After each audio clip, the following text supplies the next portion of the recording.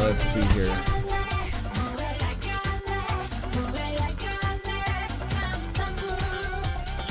There we go. Much better. Alrighty. There we go. Okay. So, yes, hello everybody.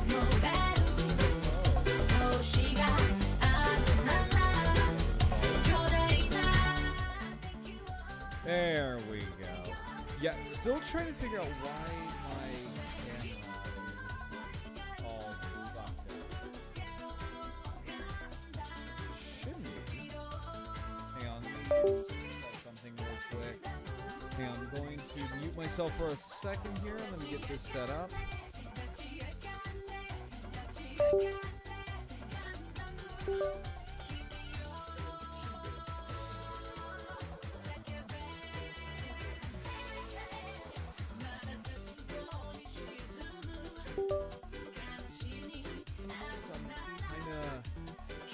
Sharing everything in between devices. There we go. Okay. And then go ahead and do this.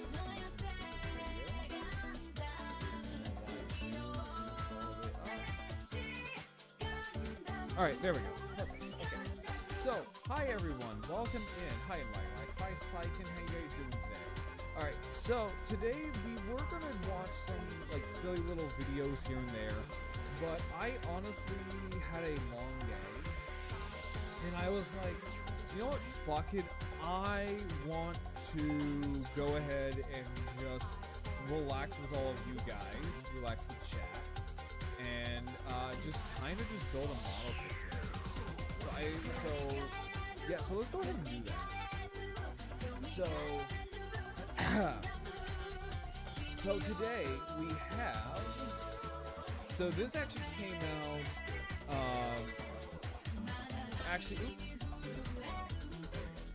So this actually came in the mail right before I left for military.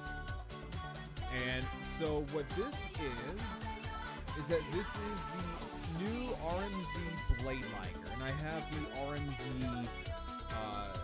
Genosaur as well. But I really wanted to see how this new model kit line, so this is a new model kit line from Takara Tomy, so it's not a HMM, it's not a Kotobukiya kit.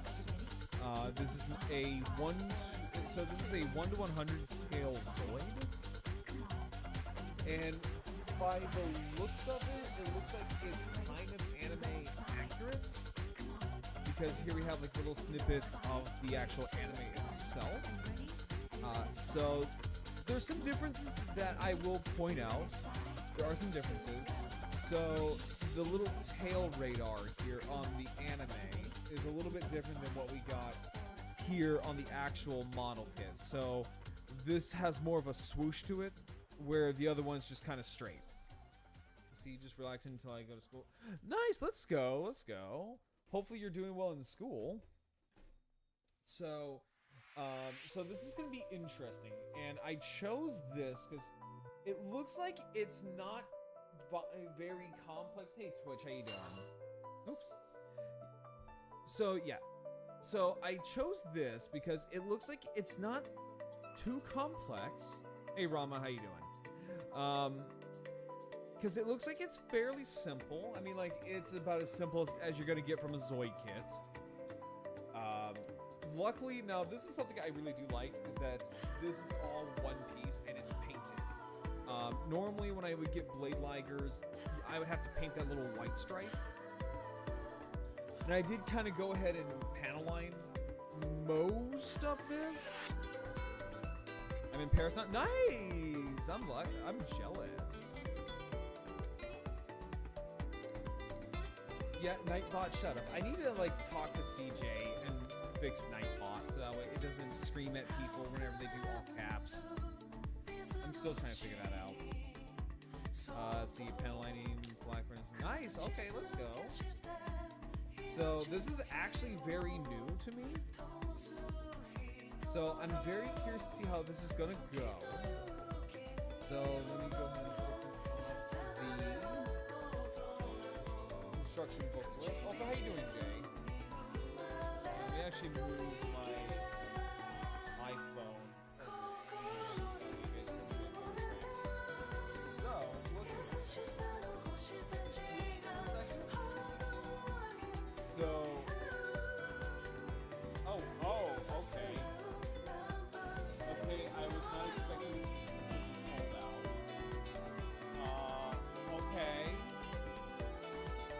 yeah, this is the real ice model.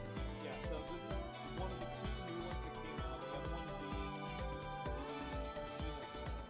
being and what's really cool, son of a bitch.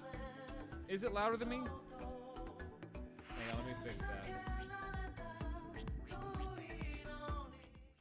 There we go, how's that? There you go, how's that? There we go. Okay. So, this is going to be interesting. No music now? Okay. Hi, Ricky. How you doing? There we go. How's that? Is that better?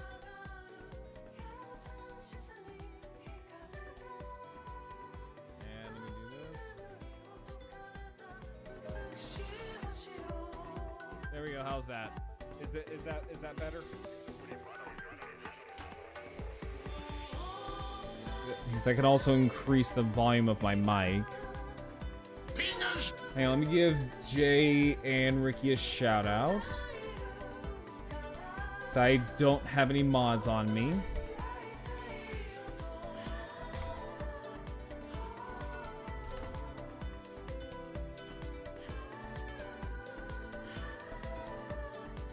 There we go.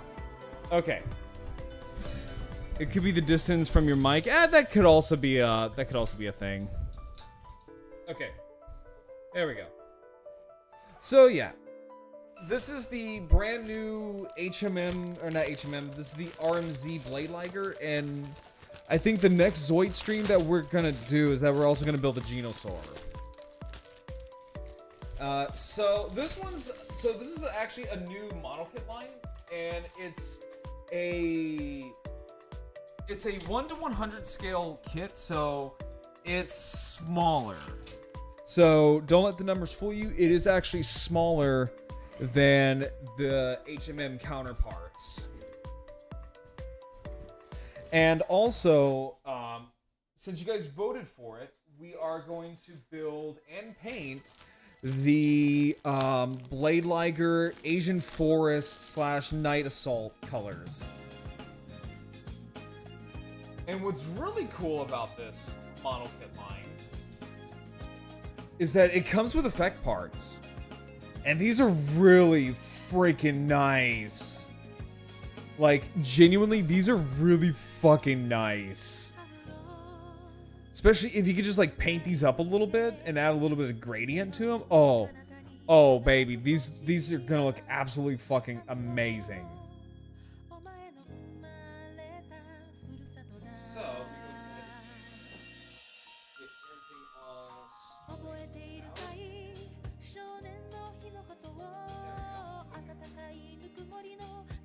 So, let's take a look at this. Let's see, what part do we need to build first? So I think the next RMZ Zoid that is coming out is the, I think it's the Hellcat. I think it's the Hellcat that's coming out next. And I'm trying to find my nippers. There we go. And my... here it is. And my parts separate. You never know when you can need those.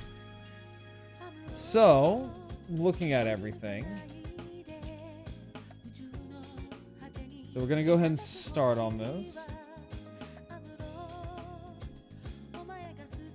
So the one thing I'm kind of liking about this so far is that the plastic doesn't feel as brittle as the HMM Zoids. Which I will also say is that the HMM Blade Liger was actually pretty good. Especially since it's an older HMM Zoid. It's actually pretty dang good. It has hold up. But I'm curious to see how this is going to hold up with the this newer one that just got released. Let's see, either the Hellcat or the Mulga. Yeah, I'm gonna skip on the Mulga. I am definitely getting the Hellcat when that gets released because it's a Zoid that has been constantly teased but has never been released. Like, it has been constantly teased in box art for, like, multiple different Zoids, but Kotobukiya, for one reason or another, has never actually released a Hellcat.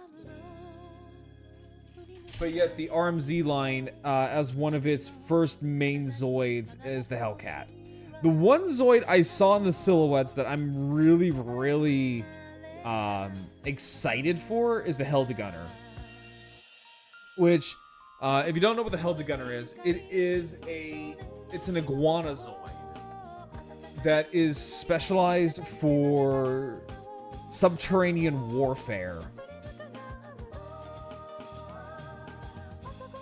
And we've only gotten a very small amount of Heldegunner kits over the years. We've gotten the original Japanese release Heldegunners. We've gotten the early 2000s Heldegunners. And then we've gotten the Heldegunner in the Dark Continent of Nyx colors, which is the original release colors. For the, I think it was the 25th anniversary of Zoids. So, okay. So, what I think is interesting with these kits. So, what I think is interesting about these kits right now is that, so for these pilots, you don't get like a full-blown pilot. You get, I mean, obviously you get a pilot, but it's mostly like a pilot that's been cut off at the knees. Yeah, it's a pilot that has been cut off at the knee. All right, we're gonna move that. So that's interesting.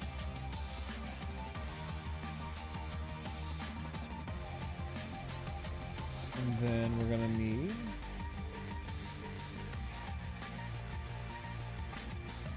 But yeah, no, I'm skipping on the Mulga just because I already have a Mulga. I don't really need another Mulga. I am, like, right now there's so many Zoids right now that I am like at a kid in a candy store right now. And there are a lot of expenses that are coming out right now that need more attention. I mean, hell, I had to cancel my pre-orders for the Adamas Machina Berserk Führer just because of stuff that's happening right now. I'll get it. Like, don't get me wrong, I'll get it. But like, it'll have to come later. Because right now, in terms of March, I already have like the third-party Slag already on pre-order. That's already gonna take up a good bit of money.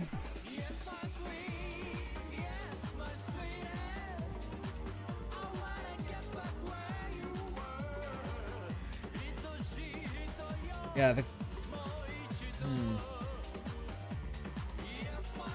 me see here. Is that one might yeah, okay, that might actually need to be, yeah, that looks like it needs to be glued.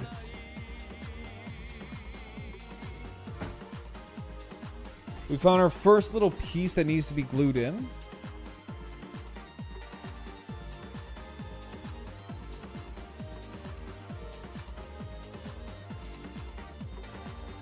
So if you are wanting to get the Zoid, this is it. Like, this is, so far, from what I'm seeing, like, the only part that really needs to be glued in.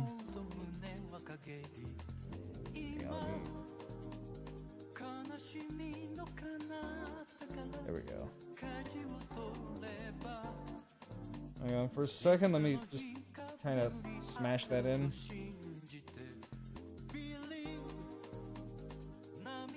There we go, that's about as good as it's gonna get. But since this is a Blade Liger, it's cool that it does also come with a little Van and Fiona.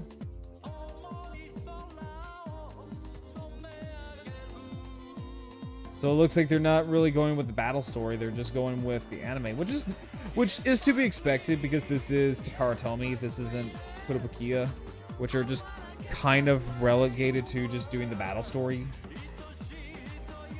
Camping needs going. It does, yeah. It does.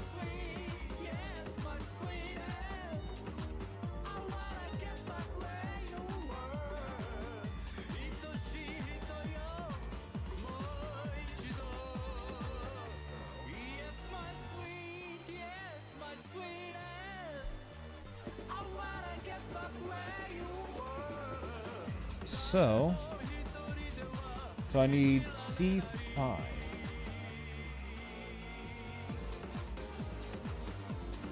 So C5 for 19 and C4 for 13. But I don't know if you guys saw it on my Twitter, but I did make a post about graduating that is from the military and not from VTubing as a whole. I know some people were kind of shitting their pants about that. And I mean, like, that's to be expected. You know, that is honest to God to be expected. But no, I am 100% not going anywhere from VTubing anytime soon. There we go. Oh, yeah, that's actually nice. Yeah, prep the C4. That's actually really nice. Okay. Now, this one I'm absolutely over the moon about, because if you have built the HMM Blade Liger, the main is annoying as all hell. But on this kit, the main is actually all in one piece, or all the main pieces are in one piece. Which, my God, this is amazing. But yes, so I made a post that says that I'm graduating, but that is from the military. And because I'm graduating from the military, I will be doing a 3-day long stream. I will be doing my very first streamathon. Not a subathon, but a streamathon. Which I cannot wait to do.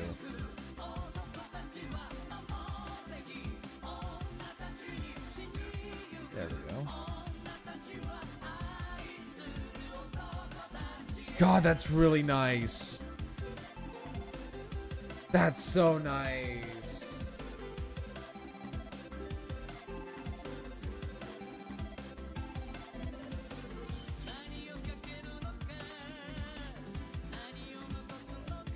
There we go.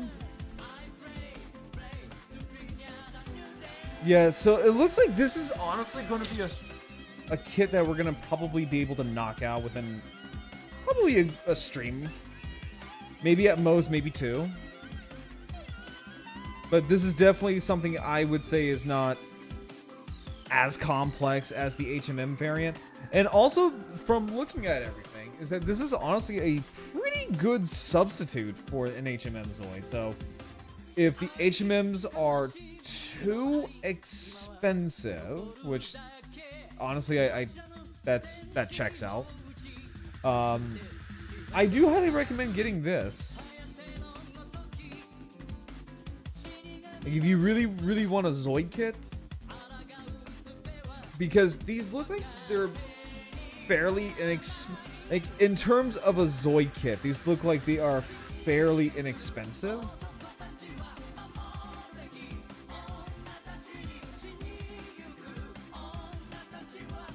Like, we're talking like maybe the amount of like a master grade Gundam, which is about $40, 50 bucks. Which, yeah, 50 bucks sounds a lot, I'm not gonna lie, but compared to like what most HMM Zoids go for, yeah, this is a like a literal like godsend.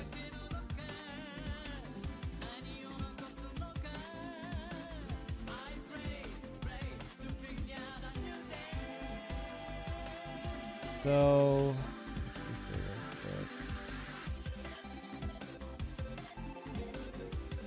quick. So just putting it all together. I would also probably recommend maybe glue in the ears, or the not the ears, but like the actual like main, like these little antenna main pieces as well. Or that's a little too much glue, but that's okay.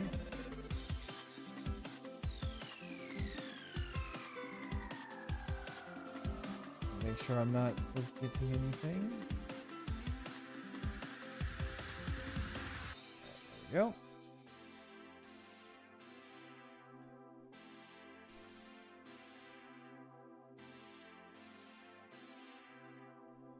Okay. So a little bit of an issue is probably the canopy won't close all the way. Oh, hold up. And almost forgot.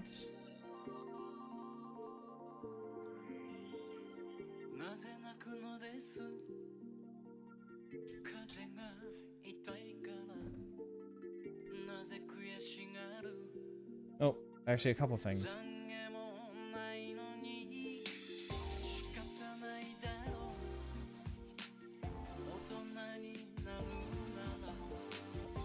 That's actually backwards.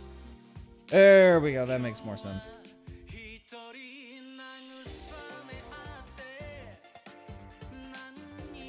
And so I need A7. A7, here we go. Oh, wait, hold up. It actually comes with two interchangeable, like, main vents. That's cool. Wait, which one does it use? That's what I want. Is IMA accurate for anime? I think anime accuracy. So... okay, so then... this one. Okay. And then when we get to... so whenever we build the night attack blade liger, we'll use the other piece. But that's really cool. It gives you this option. That's cool. Alright. So I gotta stop by and say hi. hi. I'm building my little Zoid on stream right now. I'm lurking a little bit. I saw you in call, and I gotta stop by and say hi real quick, see how you're doing. Good. Hang on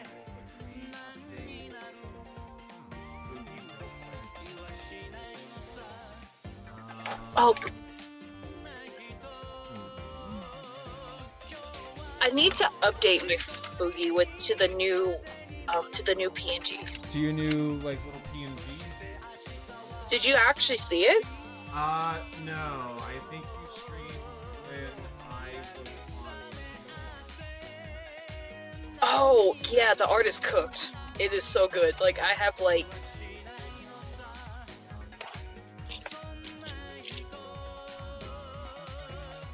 it's my old one, the one that Mary did, but...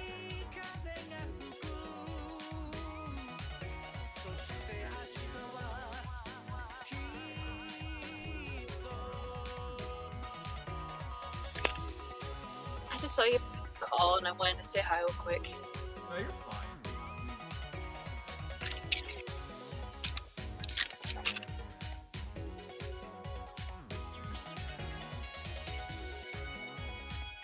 There we go.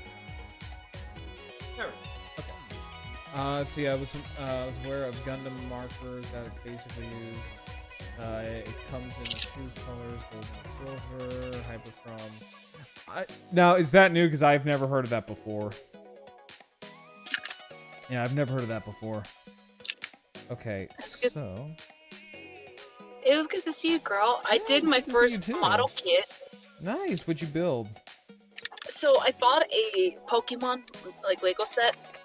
Okay. Of Luxio, one of my like, because Shinx is one of my favorite evolution lines, and it was a smaller kit, but it was my first time actually getting to build my own kit from scratch. It was actually a lot of fun. Yeah, model kit building streams are fun. I didn't do it on stream. I just did it just casually. model kits in general. There we go. Yeah, it was relaxing. It was relaxing. So that's the head. So what I'm looking at is that it's kind of small, but that is to be expected. This is 1 to 100 scale as opposed to 172 scale. Hang on for a split second here. Let me shut my window.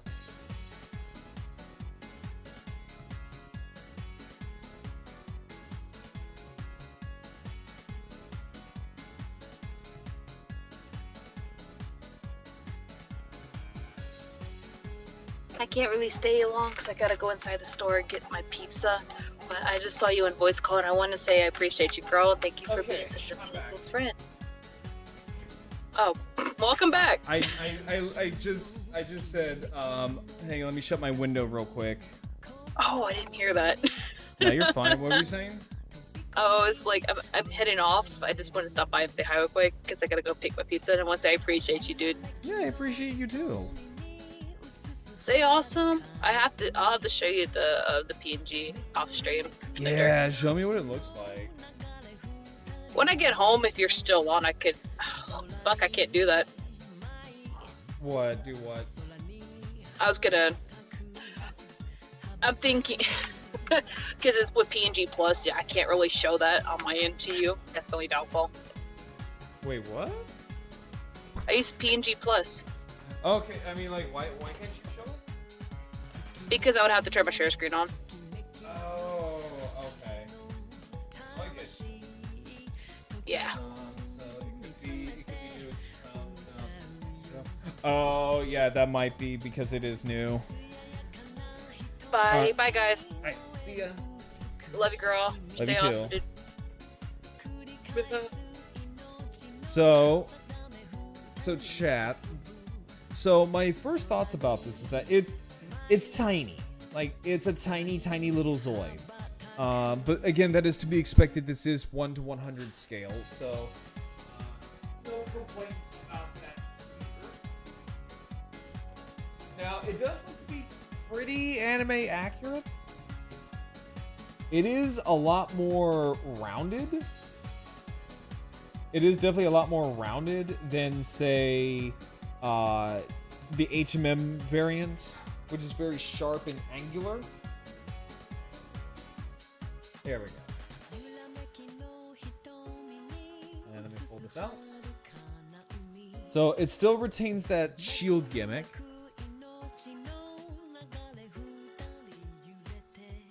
There we go. Okay, so set that off to the side, because now we are going to go ahead and build the body. So this is something I so when I noticed this, I thought this was kind of interesting. So these are polycaps. But they are kind of, they're not like the typical rubbery soft polycap. They're more like a hard rubbery plastic polycap, which is interesting. I need to see how well this is going to hold up. If I'm gonna be honest. Hang on,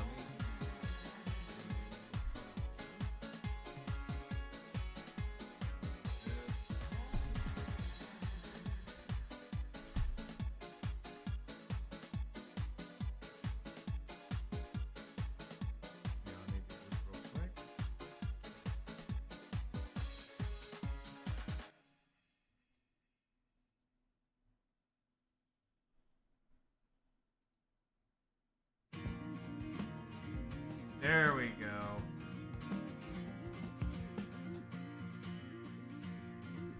There we go. That's better.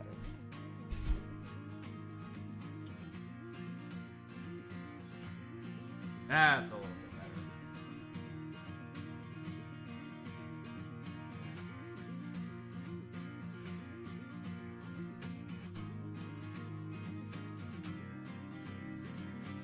Still want to try them because I'm a sucker for metallic colors, especially gold and silver. No, I get you. I don't know if I'll get them.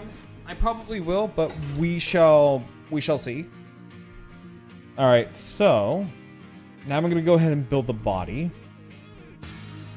So we're actually gonna be needing some of these polycaps. So let's see here. So we're gonna need 2, 3. Here we go.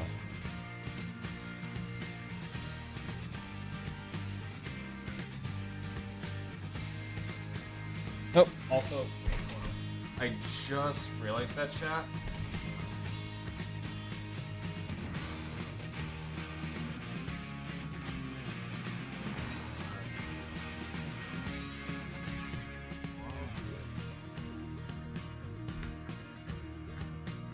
Okay, let me change the category real quick.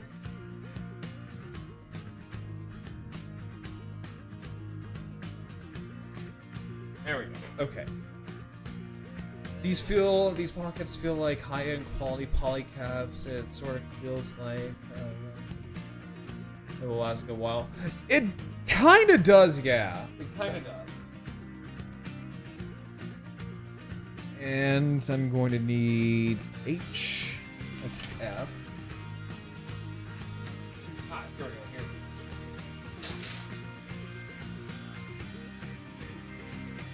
H. Alright, so we're going to need the H tray. It looks like we're going to be needing the H tray for quite a bit of these.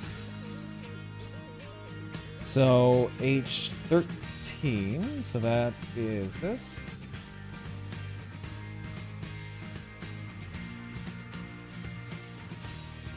And 6.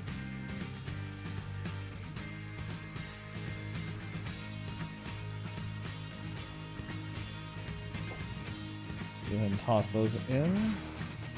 The instructions are actually pretty clear. Like, in all honesty, these are actually pretty damn clear.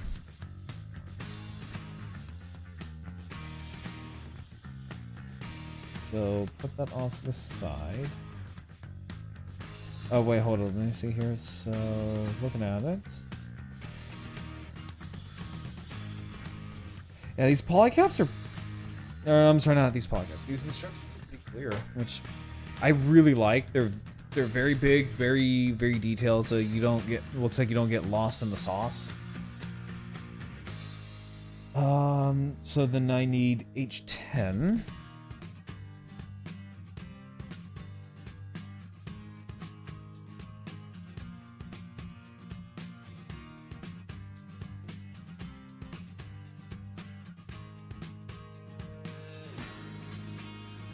So just sandwich that in together, and then take. Let's see, so flip that up. No, I had it right the first time. I had it right the first time. So then it's that way. At least, is it? No.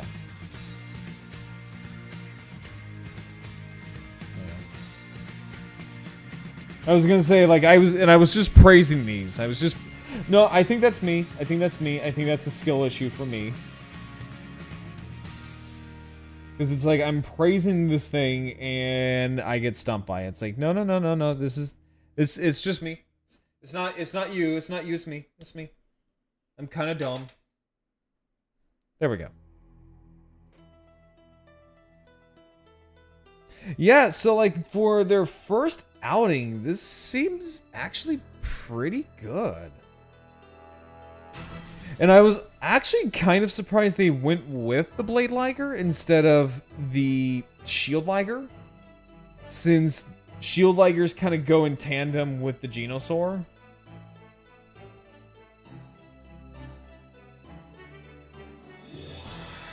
And Shield Ligers have kind of become like the go-to mascot for Zoids, since they're very easily recognizable.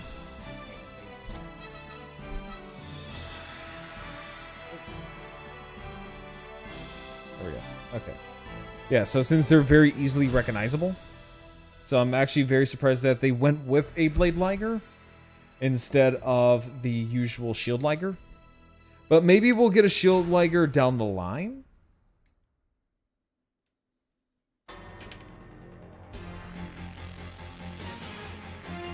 I mean, either way, this is so far turning out to be a really good model kit line so far. I just hope that they keep this momentum.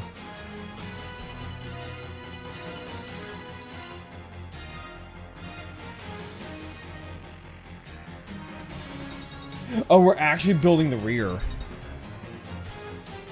So, okay, so I will say that is one thing that the HMM Zoids kind of have a leg over these new model kit lines, is that with the HMM Zoids, it kind of tells you what body part you're making, because it'll have like a little thing here that says like head, torso, leg, tail, weapon, etc., etc., etc.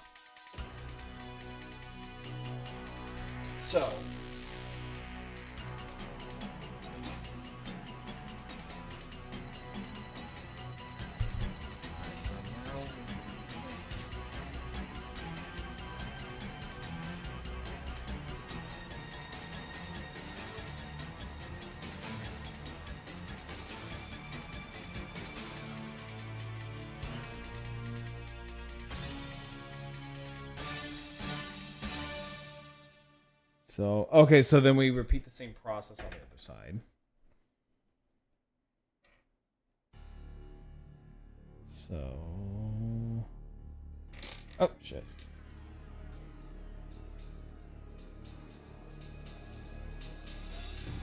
Okay, so yeah, these are... Okay, so these are going to be for the back leg. Okay. Interesting. Interesting, okay.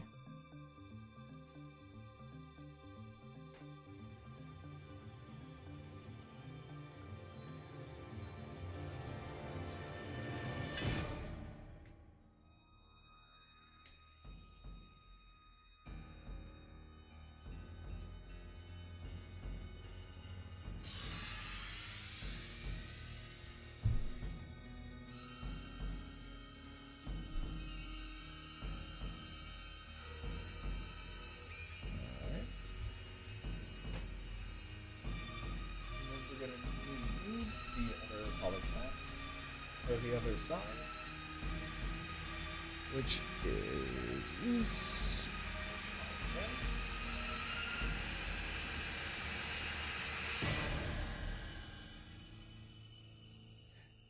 yeah, because I know normally when it comes to like the first day of the week, we typically like to do like React stuff, which I know we might, but I kind of needed to like unwind a little bit, and I thought, yeah, you know, this is a perfect idea. Plus, I've also been really, really, really itching to build one of these things. And with the Genosaur, I want to do something with it, so I'm kind of holding off on the Geno for a little bit.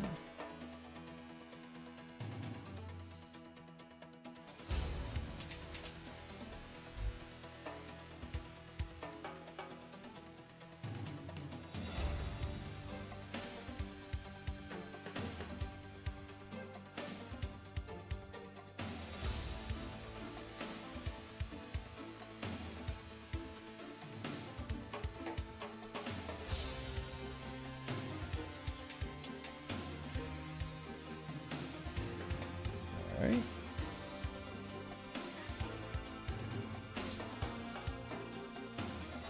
There we go. So this actually moves. So these are actually pretty sturdy. And see, I wish the HMM Blade Liger would do this. So on the HMM Blade Liger, you would have a far more advanced setup. So what it would be, hang on, let me. So what would happen with the HMM Blade Liger is that you would have this whole mechanism in let's just say this piece, where you would have a piston right here at the bottom that would connect to a little T-shape right here, and if you move it up, it would easily pop off. And then you have this whole little armature like right in here, and it's the whole construction is not very good. Like it's just not good. So it would have like these two little tiny like pegs. They're very flimsy, and that whole thing is supposed to hold that whole leg assembly together. In fact, actually, depending on how far we get into this build, I will pull out my HMM blade liger just to kind of show you. It's all of it is very unnecessarily complex for what it needs to do. And because of all of the little tiny bits and pieces that go into just the whole, I wouldn't say armpit, but like just the whole arm assembly, joint assembly, it's very prone to breaking, and it's also very prone to snapping. Mine has done that, and I will say this though is that the plastic for this particular kit feels rock fucking solid. Like genuinely, this feels rock solid.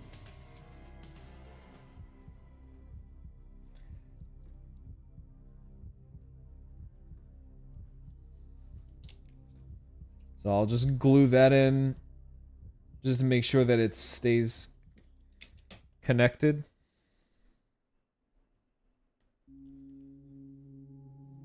There we go. So now we have a lower body. Now, the one thing I saw in the parts that I am not particularly a fan of is the tail. Because this whole static piece is just the tail. And maybe they'll remedy this later on down the road, because I think the Hellcat fixes this, where you can see in the Hellcat it has individual like not individual, but it has like jointed sections to where it's not a solid piece. The blade liger obviously here has just one solid static piece. Which, I mean, it's fine. I'm not gonna lose sleep over, but it is kind of a shame that we have you know, maybe include like a bendy wire or something to the tune of that. Like a bendy wire would have been fine, but I get it that these are meant to be simpler. I don't think these are meant for children, but they are, you know, simple. They're more simple.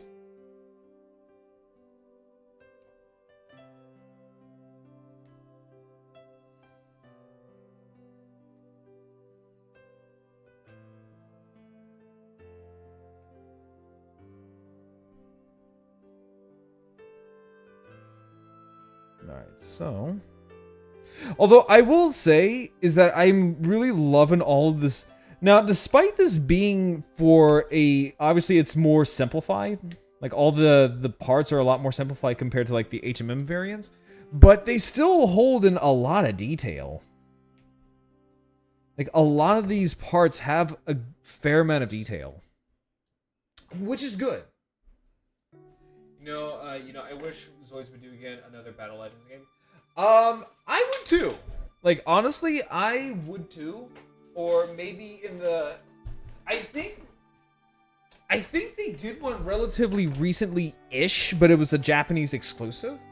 Now they did do a Zoids Wild tie-in game for the Switch. It was not very good, to say the least.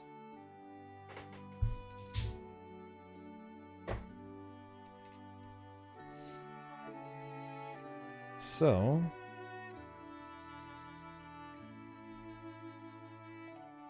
I guess you just put that in here. Yeah, so I guess you just put that in there.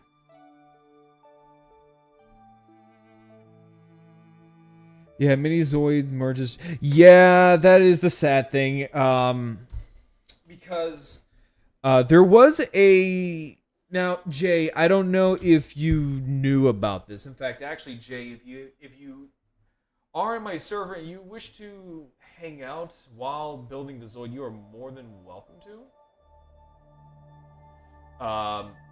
But yeah, I don't know if you were aware of the whole Zoids convention in Japan, but there was a Zoids convention in Japan where they had a lot of like Japanese exclusive merch. And some of them were kind of cool. So like one of them was like a sleep mask and it was just Irvine's face. They did a if I remember correctly, they did a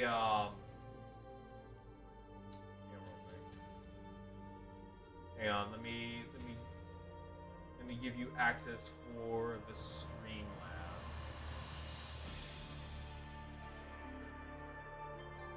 Alright, there you go. There you go, Doc. You are more than welcome to pop in.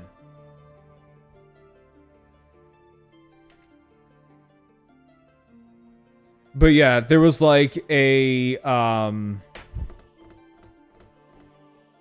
coffee. There was like a brand of coffee that was sold to my knowledge exclusively to the Zoids convention. And I might, since I'm not actually doing anything. Yeah. You're more than welcome to. Like I gave you permission to pop it. Oh, there you are. Hello. Hi, Jay. How you doing? Good. How are you, my friend? Good. I was just chatting to. I was just telling you about like the whole Japanese exclusive stuff. Yeah, I heard. So about the coffee brand that was there. It was a direct joke because in the anime, Fiona would just pour a ton of salt in her coffee. I remember that. Yeah, it was like such a big thing. In the anime, like every time she had like anything bitter, she would just put a bunch of salt. Yeah, it concerned everybody. It's like, is this girl okay? Well, she is technically not a human, so salt might be different to them. Exactly. They actually made a coffee of that. Salted? Yeah, no, coffee? they actually did. They made a Fiona based coffee. And holy moly. And my friend Sir Phobos, because he's also a ginormous Zoids nerd. Hell yeah. We need more Zoids nerds out there. Oh no, like he is like the Zoids nerd. I'm assuming you watched like many of the media as well as the off-brand stuff. I have to show you this man's collection. I'm assuming it's big. I used to have a whole bunch of stuff, but when I kind of grew up and needed to like put some stuff away, a lot of my old Zoid collection got broken in the process. Like he has one of like some of the rarest Zoids known to man.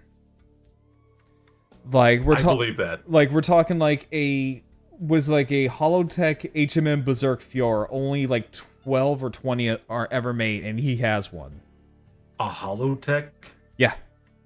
Shit. Okay, like a clear model kit. Yeah, I know what when I was younger, I used to like look out for like a lot of Zoid media stuff because Zoids were so cool back when I was a little kid. Oh, the Zoids are so fucking amazing. It's my favorite anime series.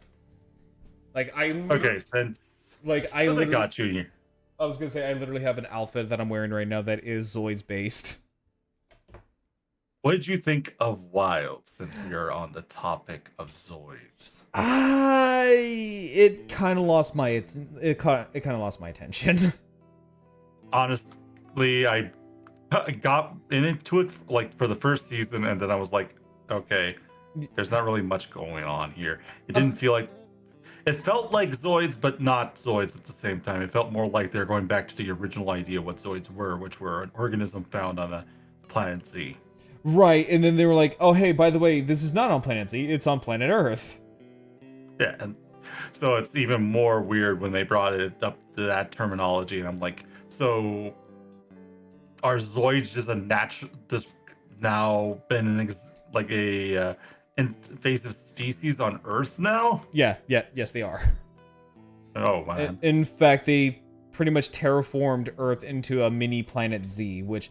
How? I don't know. They just did that.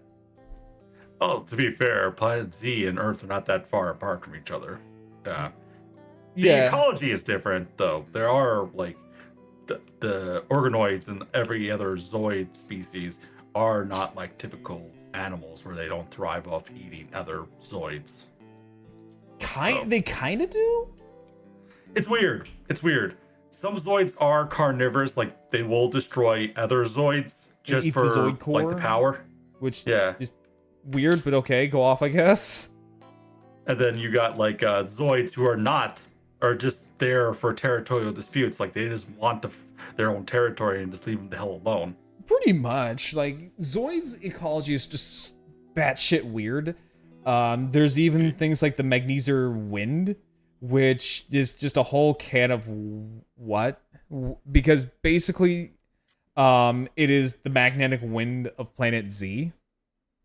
Yep. And it's their go-to excuse for just, oh, hey, this is how these Zoids fly, which these Zoids that are like the least aerodynamic motherfuckers on the planet, and it's like, oh yeah, they fly because they use the magnetic winds of Planet Z.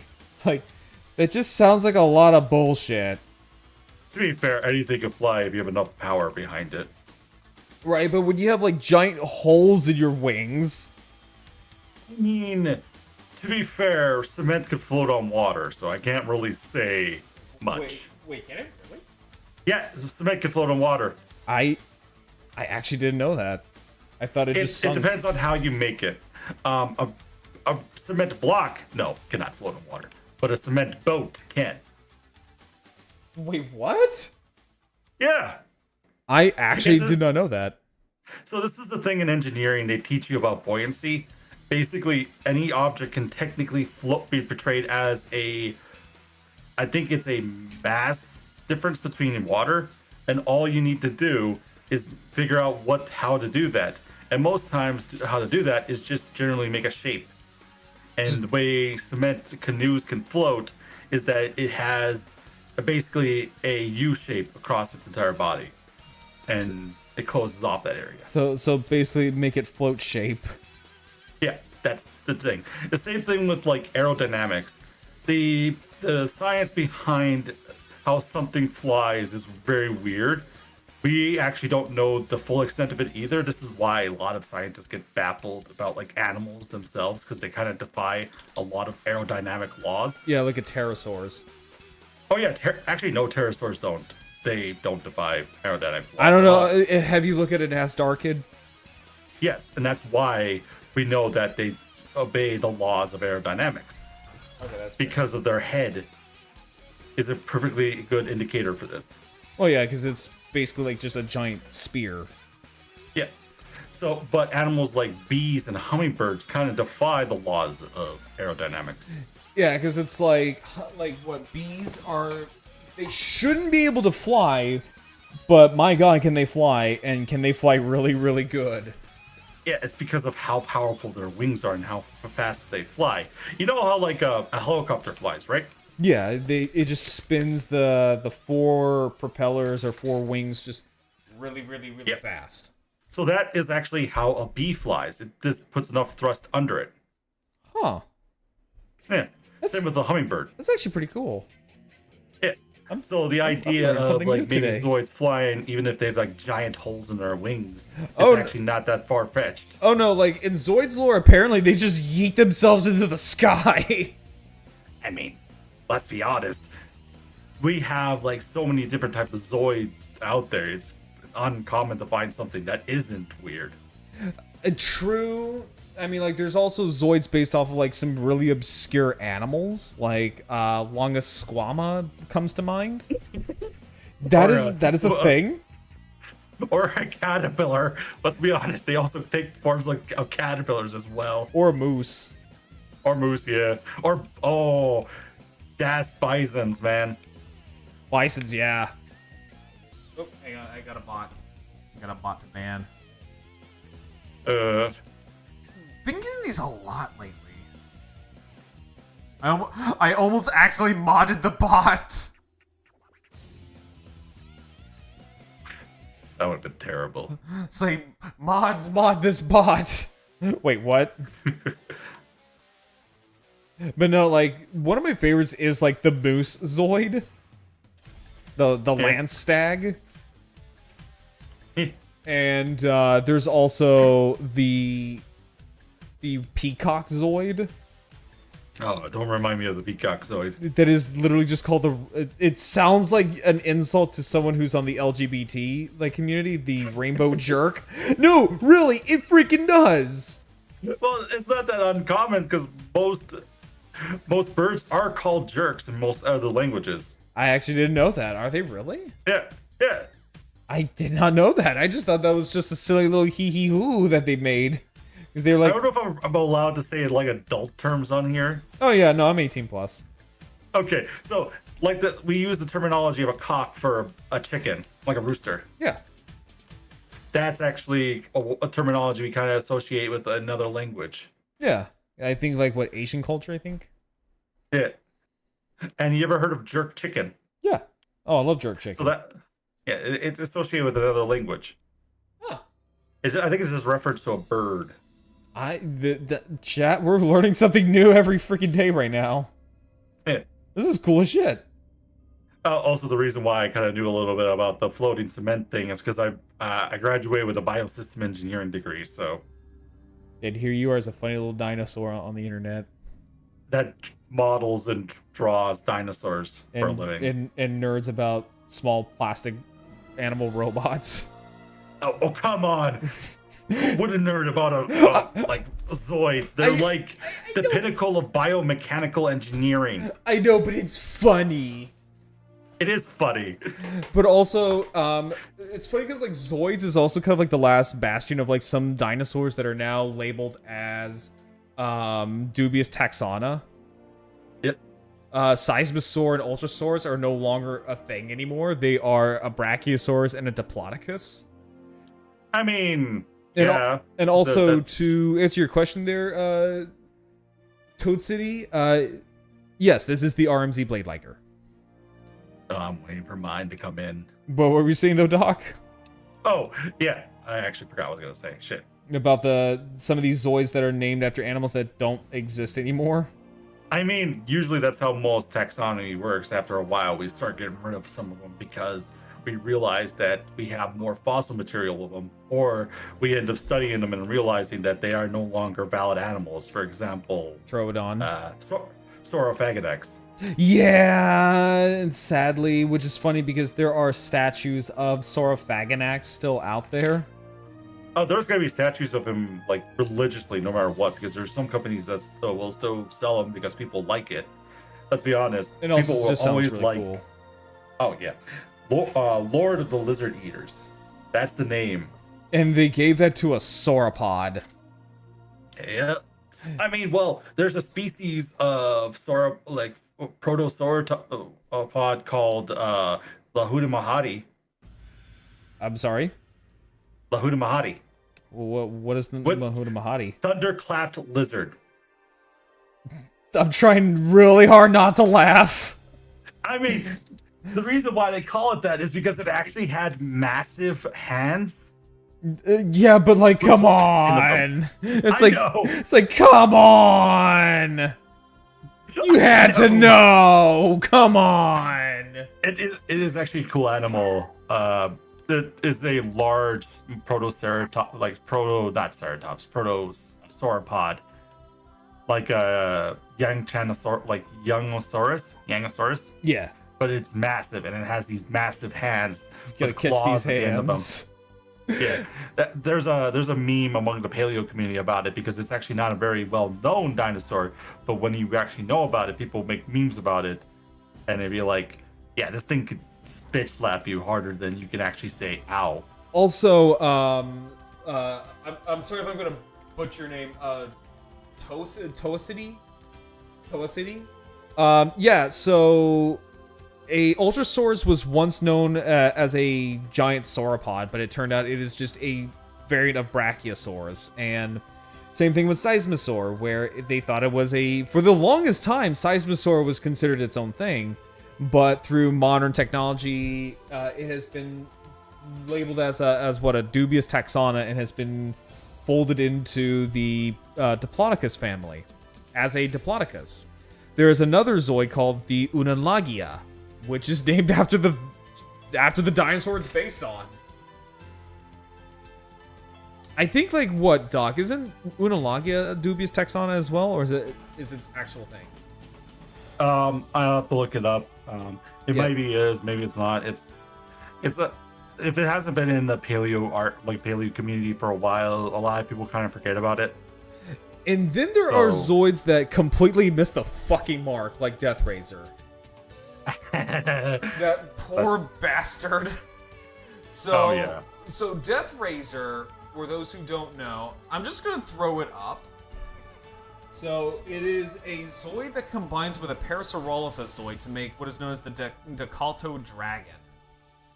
And I want you all to look at this thing, and I want you to guess what type of fucking dinosaur this is supposed to be. Let me throw this up. Because it's kind of silly that they completely missed it. Because Doc, have you heard of this Zoid before? The Death Razor. Yeah, I think so. Yeah, this guy. Oh shit, yeah. Yeah. I've seen that pop around a lot of the Zoid community. Yeah, do you know what type of dinosaur that is supposed to be? What? It's supposed to be a Therizinosaurus. Oh my lord, they did miss the mark. What the hell? It's like not even close. It's kind of funny because, like, IRL, I actually have this Zoid. IRL, it's a cool Zoid. Oh, definitely. I actually have the Genesis variant, which is white and blue. So Zoids Genesis kind of did like a weird hodgepodge of Zoids that didn't appear in the anime at the time. So things like Decalto Dragon, things like Gil Vader, all got thrown into Zoids Genesis. And a lot of them have these really regal and beautiful, like, white, gold, and blue color schemes. Damn. They are also very rare. Understandable. They are. I could see that being a lot of the Zoids being rare because Genesis was not as a popular anime as it was. It was not. Especially, I think a lot of people didn't really like the Biozoids that much. That's why it was not very popular. The Biozoids have a charm to them. Also, I just sent you what the Decalto Dragon looks like in the Genesis colors. Okay. I see a whole list of pings from you, and I didn't. No, you're fine. Oh yeah, yeah, I see that. Holy moly, that I would be more thought that would be more like a dragon. It is a dragon. It is a dragon. Yeah, it's literally called Decalto Dragon. Oh damn. Yeah, Biotyranno's cool as hell. Oh, don't get me wrong. There was some cool like Biozoid designs in there. Like Decalto Dragon was one of them. Not Decalto Dragon. Biotyranno. Yeah. And what's another one? Biovolcano was another. That one's a really cool one. So far I have minus like a couple. I have all the Biozoid kits. They're really cool. But so there was this thing called Zoids Generations. And Zoids Generations was kind of like a what if. So basically it was what Genesis was supposed to be. And we would have gotten our very first female protagonist in Zoids. Oh no. I could see this where it's going. Oh no, she's super adorable. Oh, okay. I was like, she's I was super preemptively cute. preparing you to tell me that, people didn't like her design. Oh no, everyone loves. So her name is Midori, and she has a pretty big following just because people really like her design. Really? Yeah. Oh god, yeah. Let me just actually throw her on screen for chat, and I'll send you a picture of her as well. All right. So she would have been the main protagonist of Zoids Generations.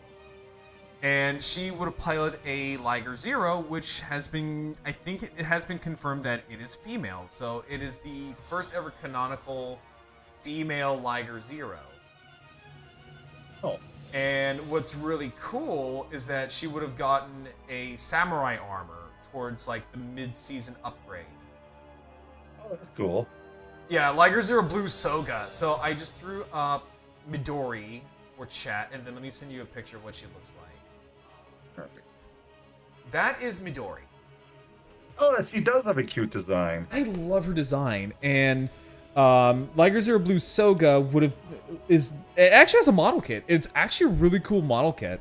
It's a Liger Zero, but it has a blue body and green caps but white armor. I mean, I might have seen that a couple times. Yeah, it's very popular with fans, and it has a very like typical shonen anime protagonist scar on its eye. Of course. Oh yeah, no, of course. And then like it had, so there would have been another Liger Zero. It would have been called Liger Zero Hayo, which is based around a Shrine Maiden, and its mid-season upgrade form would have had Shrine Maiden armor. Oh, it's gorgeous. And the model kit is a Holotech Liger Zero, but the armor, I believe the armor bits are clear pink, and the body was like a cherry blossom pink. It's gorgeous. And yeah, it's like what Tosadi says, Tosadi, is that there are some resin kits of the for the HMM. Yeah, you can actually get it. It's really cool. And the Zoids would have expanded from just what we saw in the anime in Genesis. So what we didn't get were things like the Spino, which is a Spinosaurus skeleton, basically. Oh, don't remind me. That was a Zoid I actually missed the most. Was my I think it was a Death Spino. Yeah, Dark Spiner. Yeah. Yeah. I used to have the model kit of it actually. I actually have it on my desk. No way. Yeah. It's a custom though. Oh, cool. So this is my custom Biospino, or not Biospino, Dark Spino. So, oh dang. Yeah, so what I did was that I took an old Junker Berserk Fuhrer as like the base. So an HMM Berserk Fuhrer as the base, and just kind of molded a Dark Spiner around the skeleton, basically. So it can pose, so it has like the Berserk Fuhrer's neck articulation, legs, and tail. And what I did was that I just glued all of these pieces on, and then, so except for this piece is actually the tail tip of the Dark Spiner. Right here. Shit.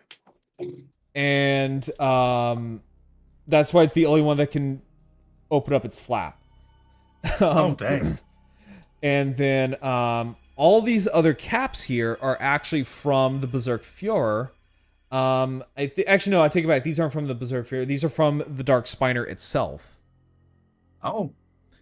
And what I did was that I took, for some of these, I took a little bit of Games Workshop paint and just painted over it. So, like, the ones on the tail are all painted. The one here on its calf is painted. And Gene Stealer Purple matches up the purple from the Dark Spiner pretty spot on. And then I took a Gundam marker and just painted the cockpit here, and then all these little gems on its sail.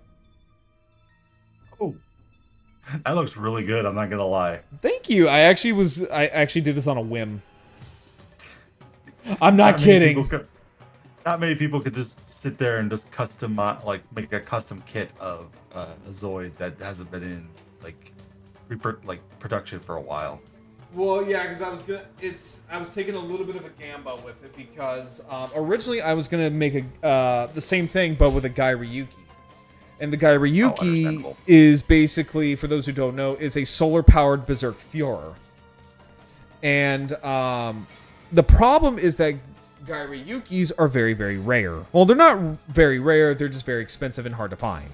And most can run up to probably about like $200. And I was like, well, I don't want to risk ruining $200 of a Zoid. for something that may or may not Yeah. work. And then I'm looking at some of my Zoids. I'm like, my Dark Spiner has seen some better days. So I was like that one little robot from Transformers: Revenge of the Fallen. I was like, kill the little one. That was a little one.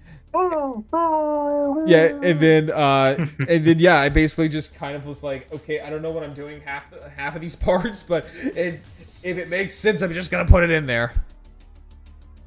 Let's see here. I saw that when you minute. Yeah. Okay. Cool. So okay, you know what's kind of funny about this though? Mm-hmm. I kind of cheese on some of these parts. I mean, I'm sure it's okay. It's not like you should worry about being like 100% accurate. Right. No, I mean, like, I tried to make it as accurate as possible to the original model kit. So the thigh armor here is where I kind of cheesed it. Oh. So I try to make it as accurate as possible to the original kit. And so what I did here is that I glued it. So I glued this piece here. And what's cool, though, is that because of that, this was held together by friction. So this top piece right here was held together by friction. Oh, cool. And then what I did was that I kind of just snugged in that little piece right there from the original Dark Spiner kit. To kind of give the illusion of its original thigh piece. And then for the body, I pretty much had to cheese a lot of it. Yeah, I could see that being something that might be cheesy because from what I remember about the original Dark Spiner is that it had a similar build to like the Berserk Fury, but not at the same time. Yeah, and it was also motorized, so I had to stick on some pieces that try to figure out how to convert a motorized kit to basically a faux HMM kit. And what I did, so this whole area right here I completely hammed it, so this gut piece right here is the actual ass piece of the Berserk Fuhrer. Oof. So I literally crammed its gut with its ass. Okay, yeah. I really hope they do come out with like a new I hope Death so. Spiner soon. I really hope so. And then that one right there, this little chest piece right here, was literally a last minute addition because I was like, this looks too naked. I want to do something with it. And I just glued two pieces together and shoved it in there and called it a day. Dang. Yeah, no, I did literally all It this. worked. Yeah, it worked. I'm very proud of this thing. Oh, shit. I just came out at the wrong moment. Sorry. No, you're fine. There we go. Yeah, so it took me, I want to say this took me like a couple of days to make. Just because like, and I think I posted a little bit of like progression images of this. But yeah, no, I'm really, really proud about how that turned out. And so with the RMZ kit line, we're actually getting some pretty obscure Zoids. Oh, yeah, I've noticed that. It seems like a lot of them are a lot of unknown ones that are coming into the light. Yeah. Recently. So things like the Trinity Liger is the one that a lot of fans are going completely crazy for because Trinity Liger is a Liger Zoid that is from, I think, one of the Game Boy games. So I do remember Trinity Liger because I used to play a lot of the old Zoid games when I was little. Yeah, like it's a fan favorite. And hopefully what that means is that if we get Trinity Liger, then the Geno Hydra isn't too far away. Basically, the Trinity Liger is a Liger Zoid where its main has these three like panels where it could spin, and each of the panels I think has like a different weapon, and it's the same thing that goes for the Geno Hydra. It is a kind of like a Genosaur, but like its arms are also heads. It's kind of cool. Someone did a let me see here real quick.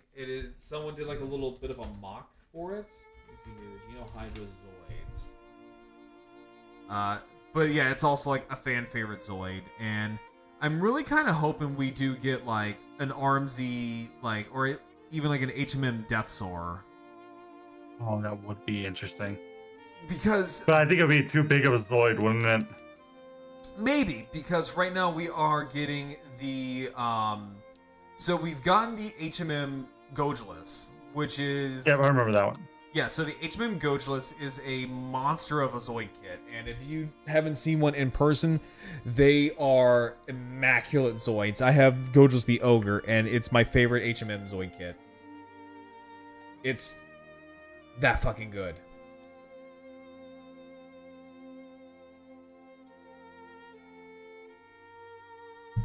And then we're also getting the HMM Salamander, which is a giant pterosaur Zoid.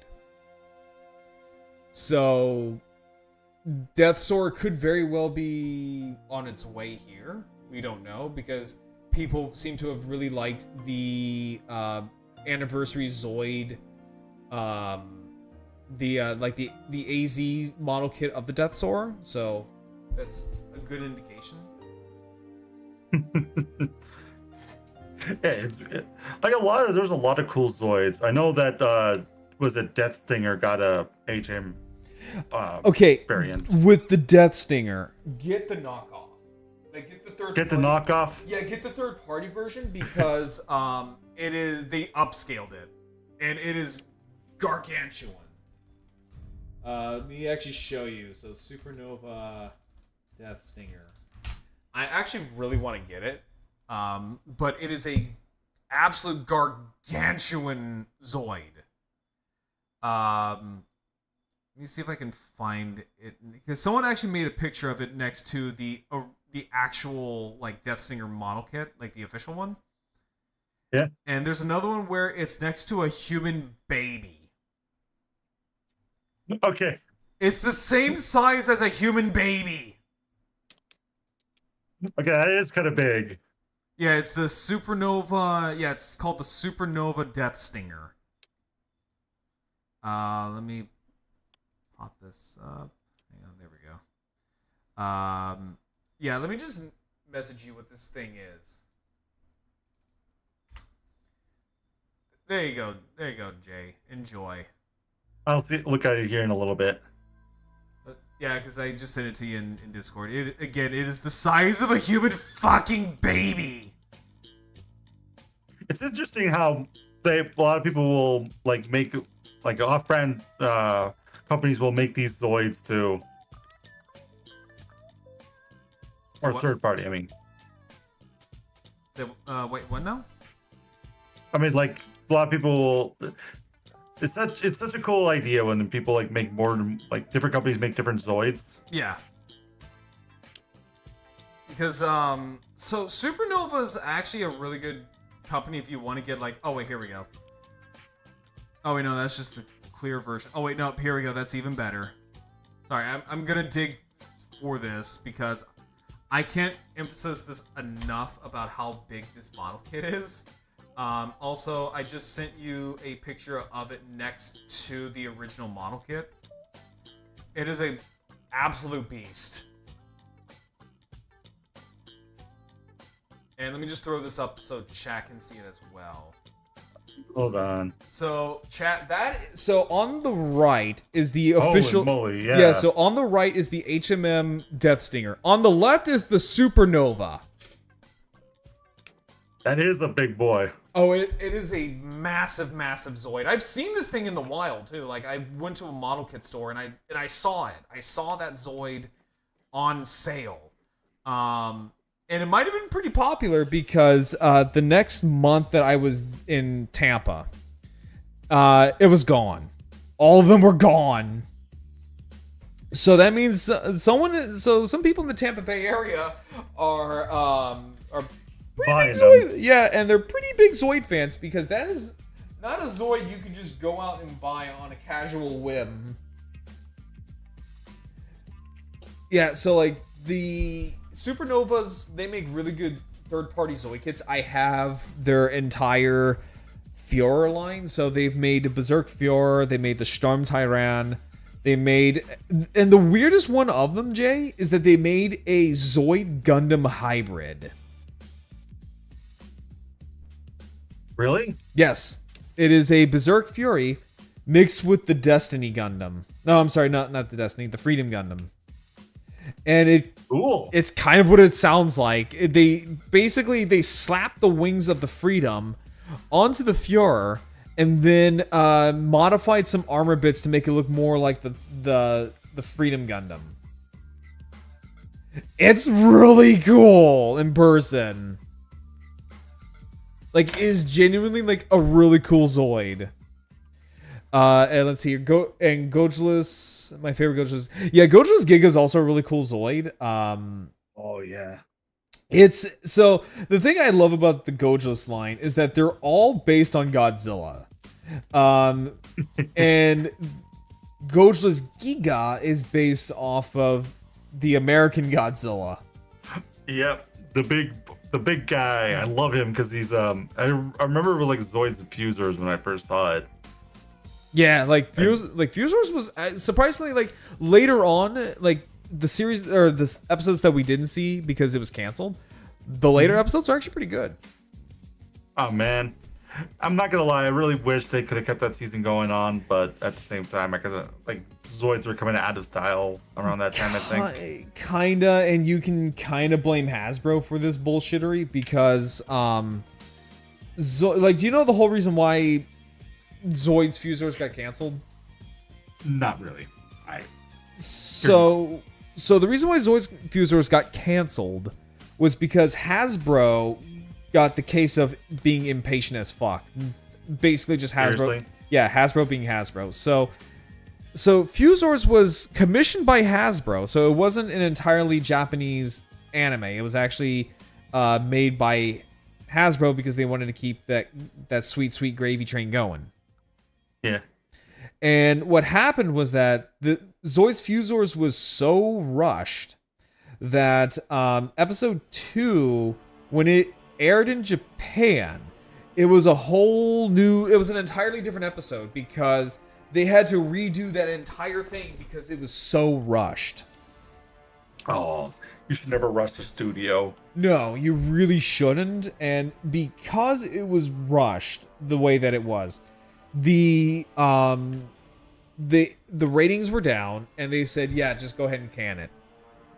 And so, oh man, yeah, and so it was left on a cliffhanger that we would never see come to fruition, unfortunately, which really sucks because we would have gotten things like the Jet Falcon, the Liger Zero Falcon, the Seismosaur, a bunch of other like really cool Zoids. Stylu armor. Was like Razor Storm and Laser Storm. Sounds like Transformers. It actually cut. Knowing that this is all commissioned by Hasbro, yeah, those were probably like Transformer names. They sound like Decepticon names.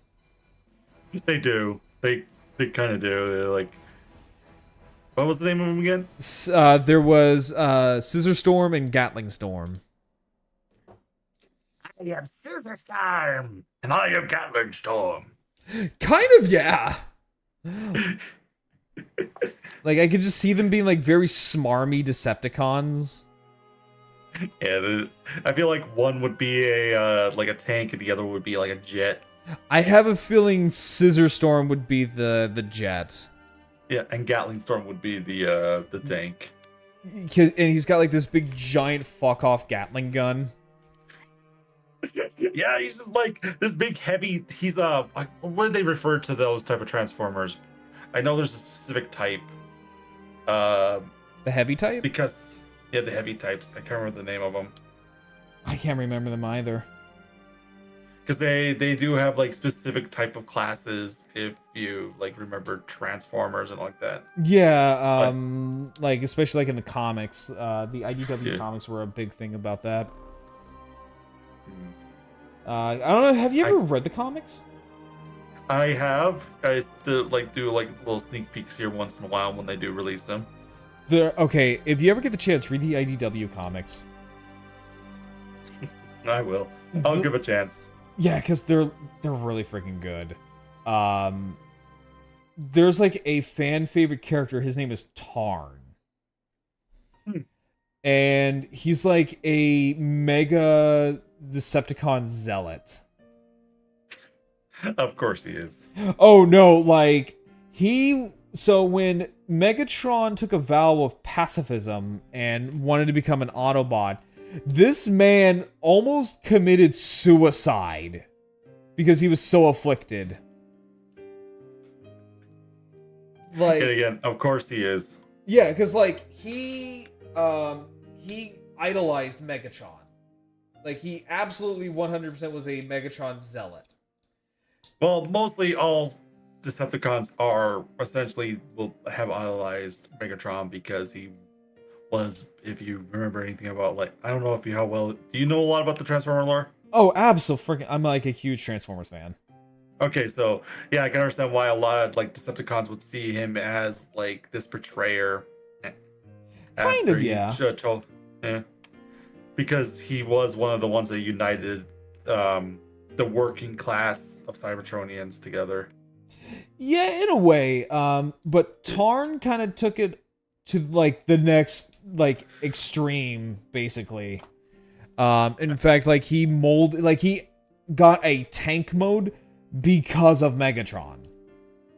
He got an arm cannon just like Megatron. Like he worshipped him. He is a zealot. Like he worshipped him. And for your idol, your hero, your Oshi, to sit there and go, well, I'm gonna side with the enemy and I'm gonna take a vow of pacifism. That kind of would rock your fucking world. I mean, let's be honest. Someone you thought you were your hero, the one that thought you were gonna save you from who you are and gave you a purpose. I can understand why he'd be like all hating on Megatron. Yeah, he's just like, oh, hell to the no. Like, he was literally like, no, this can't be right. Like, why would Megatron do this? And there was other things as well. Like, the IDW Comics just kind of turned the whole like Transformers lore on its fucking head in like the best way possible. And I shit you not, it has the best LGBT romance / relationship in fiction. And I will die on that hill. I'll take your word for it. Yeah, because it's with Tailgate and not Tailgate. Rewind and Chrome Dome. Oh, I just remembered you're gonna die on that hill when people are probably gonna argue with like Owl House. Just read the comics. Just read the freaking comics, and you will see. I will open your eyes. It's like that one quote from Halo 2. I'm just like, the fans are blind, Jay, but I will make them see. Alright, I'll take your word for it, man. Also, just, God, do I love Halo. I haven't played a Halo game in so many years. I would say play the original games. Yeah, I played them. Because I have words to say about 343 Era's Halo. There are words. Not good words, but there are words. Understandable.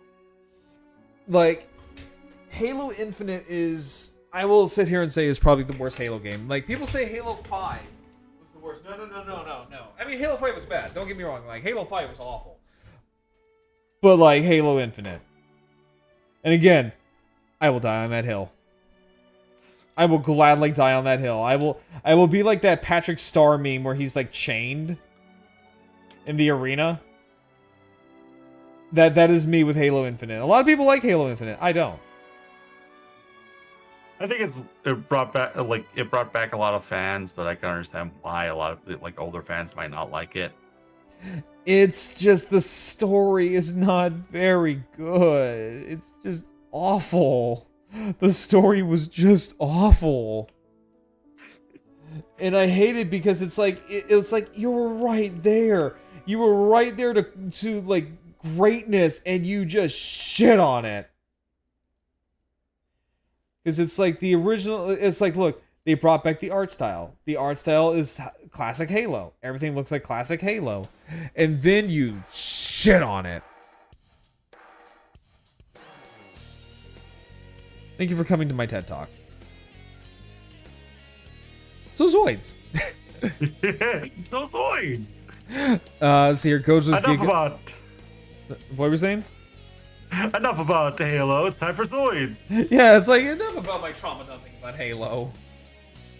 That's for another stream and my therapist, which is also Halo. But no, Gojla's Giga is actually a really good Zoid. And if you read the lore, it actually has what I call the oh shit button. The oh shit button. So Gojla's Giga in Zoid's lore has this little thing where if it is in a pinch, the pilot can override the Zoid core and kill it and the pilot. Oh, I forgot Zoids can't self-destruct. Yes, Zoids can, but this is like a Zoid that has a command where it specifically is meant to kill itself and the pilot, because the explosion that comes from it is basically the core itself. And also, a lot of the gray little panels along its sail or on its spines are actually like missiles. Oh god, that's cool. I remember Zoids Battle Legends that allowed you to play it if you wanted to. You know, I'm gonna be honest, I have never played that game. Seriously, never played Zoids Battle Legends? No, I never had a GameCube growing up. Oh, that was actually the one game I bought myself, and well, also Pokemon XD. I would always get so mad when I didn't have like a game that I really wanted. Like if I saw a game that I really wanted and it wasn't for the Xbox, I would get really upset. Yeah. And I missed out on a lot of really good games growing up because of this. Seriously. Which is funny because like I'm like the Zoids VTuber. And when I tell people I'm like, yeah, I never played Zoids Legends, and everyone like just has like a record scratch moment. They're like, wait, what? I'm like, yeah, never played it. I mean, it was fun. I guess it was not really that. It was really well known in the Zoid community because it actually allowed you to play Zoids as intended. Like you could customize the parts for it. You can get like different weapons for them and everything. Yeah, no, like I really want to, like if I could ever get like a mod, or not a mod, but like a ROM for it. Oh, I would. We can't say that. Oh, we can't say ROM. You want to get a GameCube with the game legally. Wink, wink, nudge, nudge. Wink, wink, nudge, nudge. We can't do the yar har fiddly dee stuff here. What are we? What are we? Straw hats? Yar har yardity, the pirate's life is just for me. Let's see here. Wasn't the Giga the only kit with LED lights or wires you had to affix during the... No, actually, no. There have been tons of Zoids that have that process. Things that come to mind are the Ultrasaurs, the Death Soar. I'm trying to think here. It was like, what, the Ultrasaurs, Death Soar, and a few other kits. Like, Giga wasn't the only one. I do remember a few of them did have some, like there was a few like big named Zoids that had like lights on them.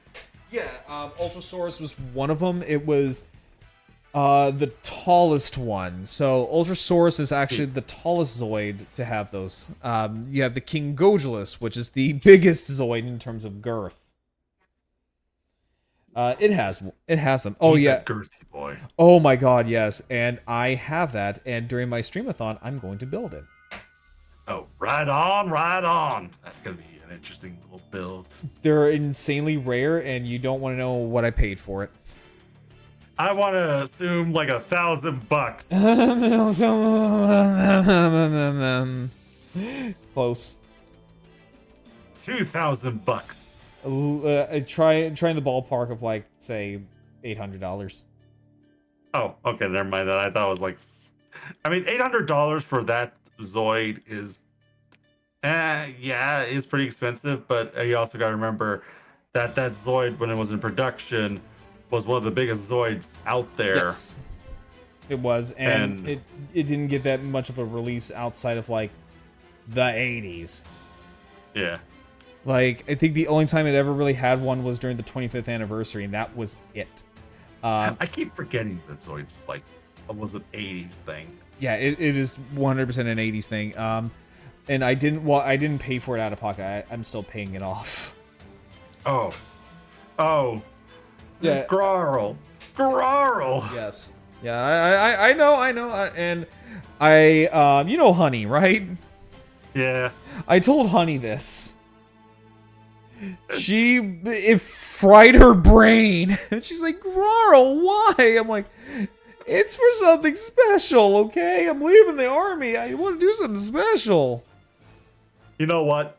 More kudos to you. When I graduated from engineering college, I bought myself my very first PC. It was a pre-built, but it was a good piece.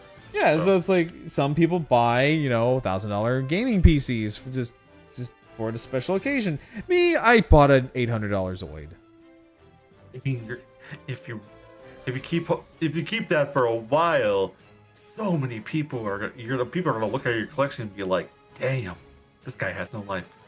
Yeah.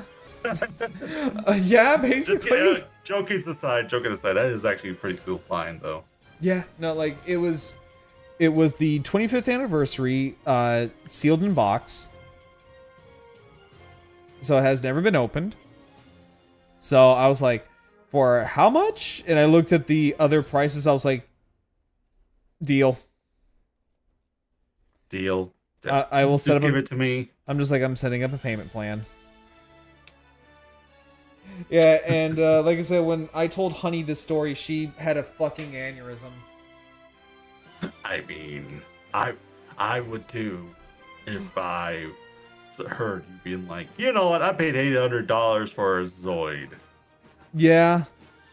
There's a lot of things I do that make Honey just have just a complete and utter aneurysm.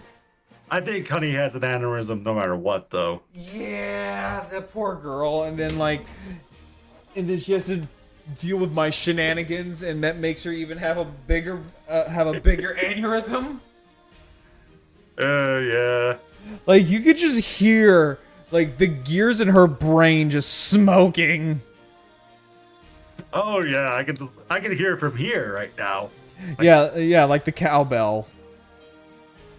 Currently, I think she's playing the new Furdu mod that just came out. The For what? Stardew. Oh, for Stardew. Wait, how the hell do you put these caps in? By shooting them. God, I would love to just shoot these caps and call it a day. No, so there's a story behind the cowbell. So what happened was that I was cleaning out my closet while she was streaming, and I was like, oh hey, I found my 100-year-old family heirloom cowbell in my closet. And she's like, why do you have this in your closet? I'm like, yeah, it was right next to my katanas that I keep in my closet. Wait, she didn't question the katanas, but she questioned the cowbell. Oh no, when she heard the katana part, she let out a feral scream. I mean, to be fair, Grarl, I can't really judge you. I also have swords. I was gonna say, what swords do you keep in your closet?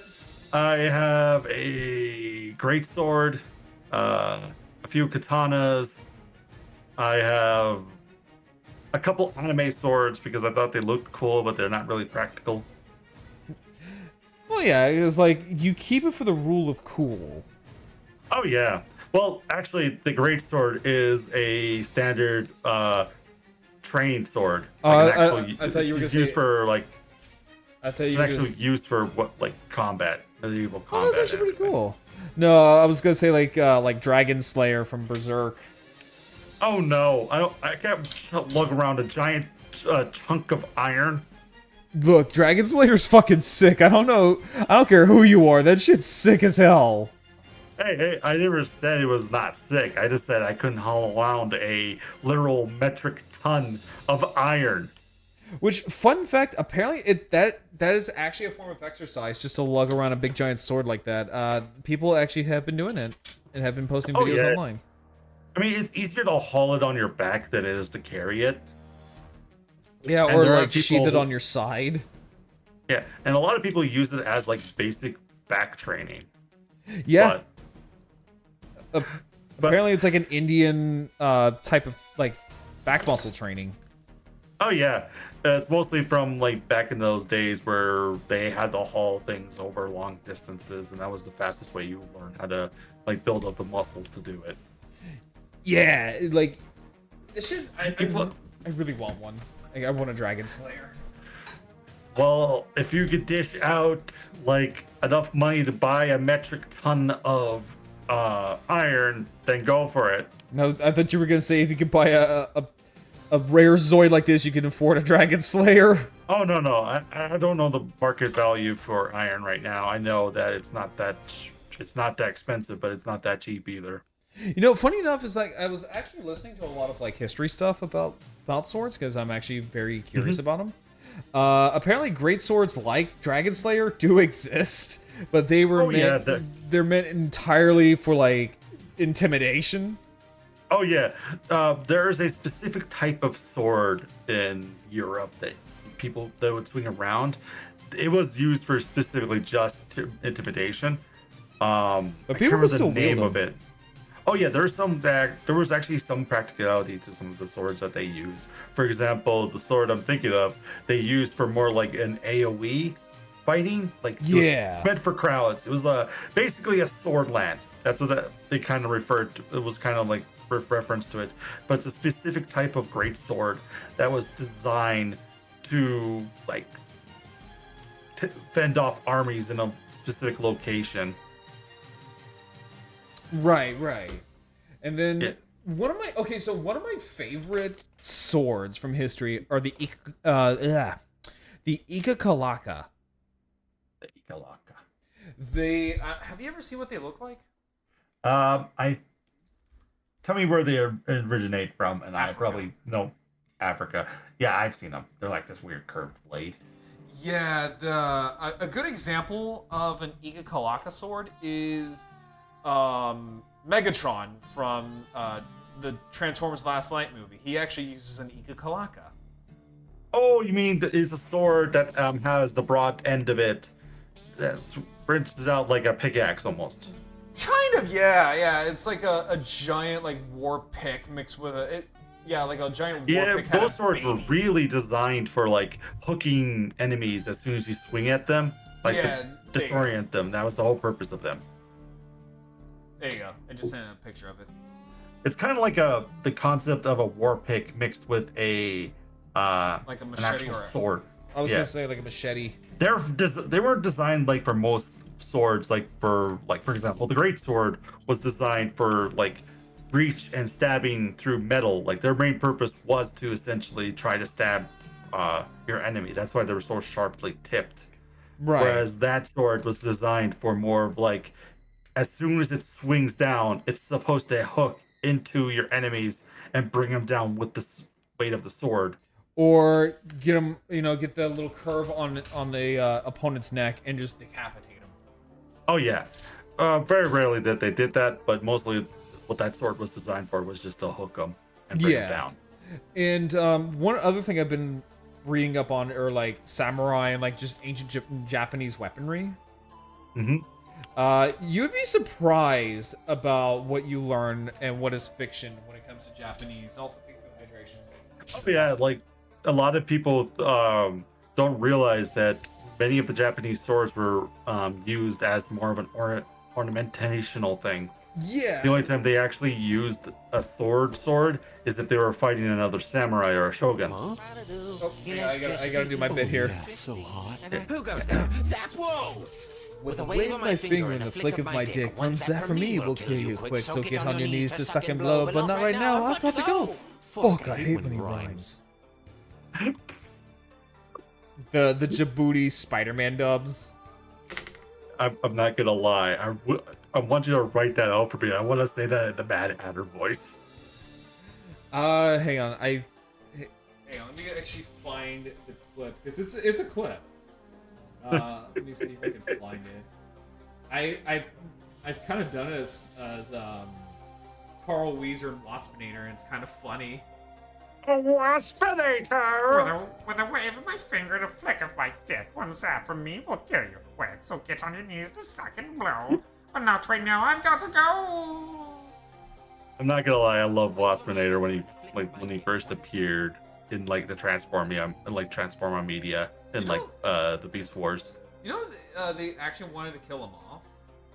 Oh yeah, I can see why people like the company wants to kill him off because he does sound like a very annoying character. But if you actually watch the show, he is one of those gag characters. You just be like, yeah, I like how he just constantly loses his head every time. Oh yeah, no, like fans loved Waspinator to the point where they're like, fuck, I guess we'll just keep him. Yeah. The studio probably hated him. Probably couldn't sell much toys. I think that might have been the reason why. Yeah, but the character himself was good. Yeah, no, the character of Waspinator himself was phenomenal. Like he became like a household favorite for like a lot of kids. But just like the creators or the show producers did not like him. So I wonder why. Well, yeah, it's literally because of his verbal tick. A Waspinator doesn't like to fight. A Waspinator needs to, or Megatron will kill Waspinator. And like, I want more of Waspinator in recent Transformer shows. I feel like they need Waspinator. They need to bring him back, man. They need to bring him back. They really freaking do. And just for a gag. I'd be fine if they just brought him back for a gag, and that'd be perfectly fine. I don't care anything about it.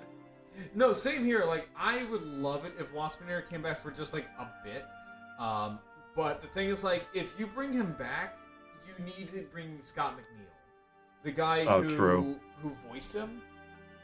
But he hasn't been doing Transformers for a hot while.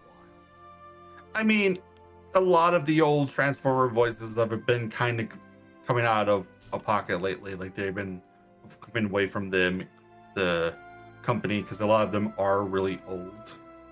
Well, that, and I think a lot of them are union actors. Yeah, that too. A lot of companies are kind of avoiding union actors and like that now. Well, and that was the reason why, like in the Bumblebee, I think it was the Bumblebee movie. Yeah, I think it was the Bumblebee movie where they told Peter Cullen to sound like a guy who was sounding like Peter Cullen. That's a terrible idea. I wish I was kidding, but no, I am not. I am not kidding you in the slightest. They told him to sound like a guy that sounds like him. So he's literally doing like an impression of an impression. That sounds that's terrible. That's terrible. Oh, it's awful, and it's more reasons why I hate Hasbro. Which is why I like to say fuck Hasbro, in every chance that I get. Yeah, it seems like Hasbro's kind of gone down in the terms of like what they were back in the day. Because before it was all about making cool-looking toys to go along with their TV shows. Yeah, now they're like, oh well, kids don't like toys anymore. We're not gonna focus on the toys. We're gonna focus on digital media because yeah, that is totally what kids. Why? Okay, why is this so floppy? To be fair, they did make some really cool digital media back in the day. Like for example, War for Cybertron was a really cool absolutely. Game. Oh, I'm not gonna deny that. That was a game that I missed the most because I got to play as Grimlock. Grimlock's like one of my favorite Transformers. I have an entire collection of Grimlock. I wish I could get get Grimlock stuff, but it seems like they never sell them that much anymore. A lot of it's third party, and I can tell you which ones to go because I'll have to send you a picture of it. But I have a ginormous collection of Grimlock.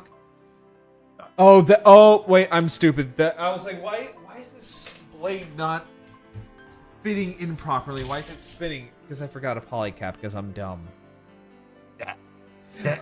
Don't forget a polycap. Those are very important. Yeah, and I'm not sure why this has polycaps. Because I know a lot of the newer HMM Zoids don't have polycaps. Yeah, I think it's because this one kind of wants to stay within realm of normal Zoids. Probably, but also I think it's also just it's an easier way to make like joints. Just so just so that way it has like something soft to grind on. Otherwise, it's literally just plastic on plastic grinding. Cool. And that will wear down the plastic over time, like the peg. Oh yeah. Hold up. I'm gonna get in there. Jesus Christ. I'm trying so hard not to break this thing.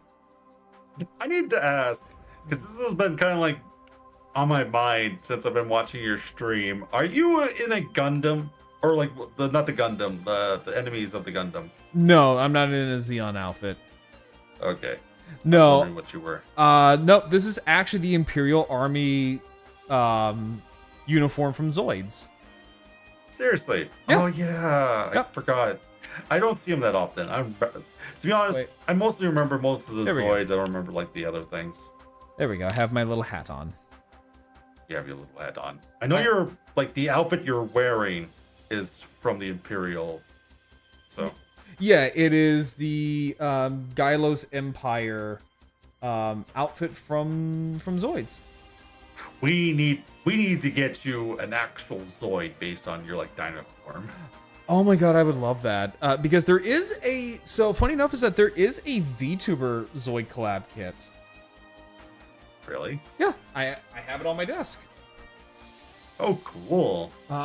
Here it is. I do know I think there was some Zoids that were collab with a couple of VTubers, if I remember correctly. Yep. So this is there it is. That's the one I was thinking of. So this is the only VTuber collab Zoid that is available right now. This is the Gatling Fox with in collaboration with Fubuki from Hololive. Oh, cool. So I think the convention exclusive version came with like a little acrylic stand of Fubuki. And those are the motorized ones too. Yeah, so this is a motorized kit, and I don't have any batteries in it, but they're also going to use the Zoid again for one of the new Monster Hunter Zoid collab kits. Yep, the Mitsuzune one. Yeah, so if you want to get a Mitsuzune Gatling Fox, is coming out soon. You can actually get it on Hobby Link Japan. Yeah, I know. I've been looking at it. I was like debating if I want to, or because right now I'm trying to figure out how I could get a certain Zoid because I can't seem to find it. Which Zoid? The realized Genosaur. Oh, the everywhere I look seems to be sold out. What, the RMZ Genosaur? The one that came from the same line as the blade like you're working on. Yeah, right the RMZ Genosaur. I believe that is. I think it might be in stock. I'm not sure. Look. I will look because that's currently the one I'm kind of looking for. If that, I'm just gonna go get the wolf, the command wolf. That one I did not put on pre-order and kind of bummed about it. Oh well, the reason why, because I know there's one that's gonna be based upon the one from Chaotic Century. Yeah, I think it's called Irvine. Yeah. Irvine's command wolf, and I want to get that. Since I already got the Blade Liger, I pre-ordered that one, and I thought it'd be a cool little like homage to that old anime. Yeah, that one looks really good. In fact, it actually comes with a missile rack from. Oh dang! Yeah, so it actually comes with like the little spike missile rack that Irvine used for like one episode when he fought Raven. I remember that episode.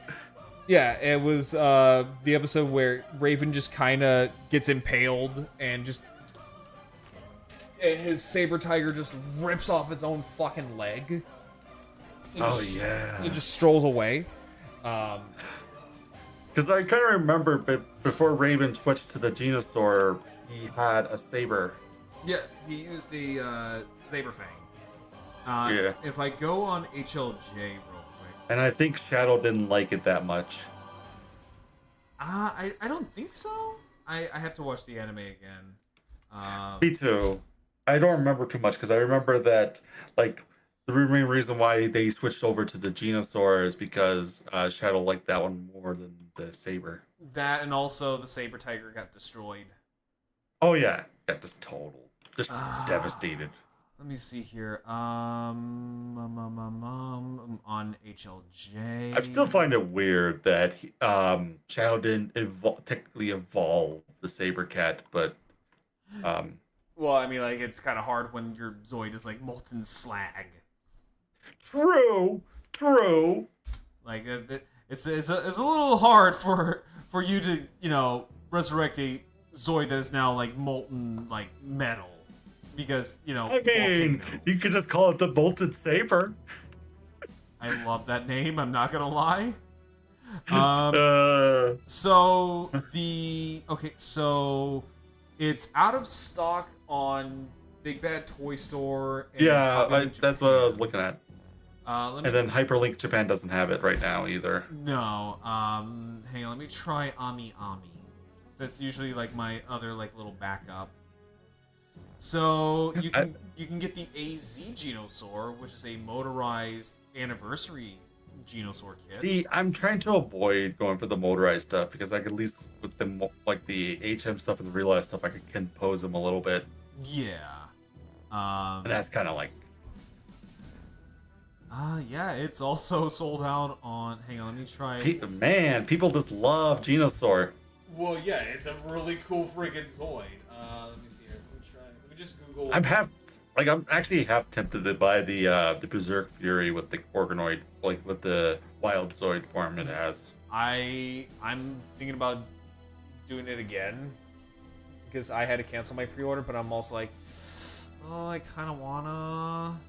Oh, it's available on USAGS. All right, I'll look on there. Hang on, let me see here. Yes, it is. Yeah, I'll look on there. Let me send you the link to it. Thank you very much, man.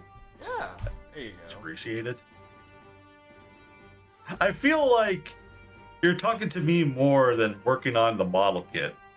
Well, yeah, literally, this is kind of like the whole point with like my model kit building streams is that I typically like to talk with friends and just kind of hang out. It's kind of like my excuse of just like hanging out with friends. Understandable. This is like I stream too early for a lot of my other VTuber friends to hang out with me.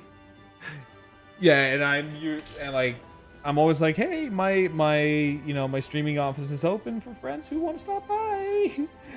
I'm fucking lonely. You're lonely. He's a lonely soul without a friend right now. Well, he's got me. Yeah, I got you. So this is fine. But I also have ADHD. Understandable. I was gonna say I also have this lovely little thing called ADHD. It is both a gift and a curse. Understandable. It's like autism. It is both a gift and a curse. I know that feeling. I'm autistic, so. Or as I like to say, I got the tism. Oh no, like I openly. Really? Oh yeah, no, I openly like just poke fun at like my own like condition because to me that's the best way of owning it. Yeah. Like Own it. Like if you can't laugh at yourself, then what are you doing? You're not having fun. That's all I gotta say. Yeah, you just gotta laugh at yourself. Like, don't take it too seriously. Because I actually had someone got a little mad because I was making autism jokes. It's like, no, like I actually am on the spectrum. It's like I'm allowed to say this. It actually depends on the person too. A lot of people do get a little. Not to say that this is a term. I'm old, so let me I'm trying to find a terminology that doesn't seem like I'm bagging on people like this. Most people tend to want to be social justice warriors without actually doing the proper research. Yeah, and I mean, like, I am on the high functioning level. Same. Like, I guess the term is Asperger's. Apparently Asperger's no longer classified as an actual like I've heard it's both. autism. I've heard it's both. I heard it from like some people say it's just that you're a high function autistic. Others are saying it's like, oh, you're Asperger's. And it's depending on the person you talk to. Yeah. Which Because a lot of people will find like be defended by you just saying, oh yeah, I have Asperger's. So then there goes to be like, it's literally on my papers. eh. I like what I tell people is like it's literally on my papers. I go by what the doctors have put on my papers. But I had to. But that's the other thing. Is like I kind of had to not tell them that I'm on the spectrum so that I can get into the military. I mean, yeah, understandable. Yeah, because apparently they won't take you if you are on that. See, that's another thing I kind of like. You gotta remember about the military. They only take people who are like sound of mind, but I kind of know why, and afterwards it's like, oh yeah, that makes sense. Oh yeah. So during the Vietnam War, there was this project. It was called Project 100,000, and it was a project done by the U.S. Army. Mm-hmm. So, go figure. No, like speaking as a, You gotta always try everything once, see if it works. yeah, but this is where it kind of gets a little messed up. See, I'm allowed to make fun of my own branch. But yeah, so what happened with Project 100,000? It was called it was like I think it's called like McNarma, something like that. It's, Nimrods or morons. And the reason being is because during the war, they conscripted about 100,000 people who are on the spectrum of varying levels, let's just say. Of various levels. Yeah. And, well, it turns out they weren't very good soldiers because people who are on the spectrum cannot handle stress very well. And then if you throw them into, an active war zone, they're going to do things like desertion, shoot your own officers, shoot themselves, walk away into the jungles and get lost and have another freak out. I feel like that one might be a different like type of mental disorder because that seems more like a low functioning autistic, like someone who has like problems identifying issues and like, not relating to them properly. No, but like so to circle around and what I'm getting at is that basically after Project 100,000 did not do so well for obvious reasons, they did not allow people on the spectrum to join the military regardless of their varying state, basically. So if you're someone like me who wants to join the military, you have to tell them, oh, hey, I don't have anything. I'm normal. I'm perfectly fine, even though I can't really read social cues. Perfectly sane. Don't mind me. I mean, like, I joined the military, so I mean, like, my sanity just kind of went out the window. But you served your country. It's not like it's a bad thing.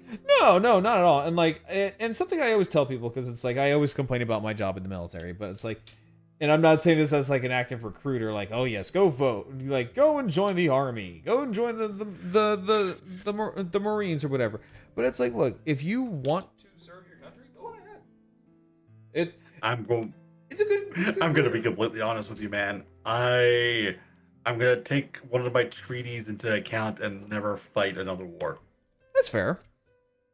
As a Native American, Oh yeah, no, like, I understand. I have some issues with my own country, but that's just more on my more reasons. But I'll always respect the military man, no matter what, Yeah, no, or like woman, that's or non-binary pronoun. yeah. I mean, like that's understandable. In fact, actually, funny enough is that one of the guys I was with in basic training with was a Native American. Oh, Yeah. You know what tribe? He was a local tribesman from Oklahoma. Oh, then Cheyenne. I think that's what his name was. Or that I If think it's that's Oklahoma, it might be Cheyenne, Lakota, or Blackfeet. it was one of them. I know it was a local tribe. He sadly didn't like make it through training. Understandable. Well, no, it's not anything like that. It's more of like Oh no. I mean, like it depends on like person to person because I know a lot of Native Americans will go to the military due to the fact that they can't pay for certain colleges and they're like right.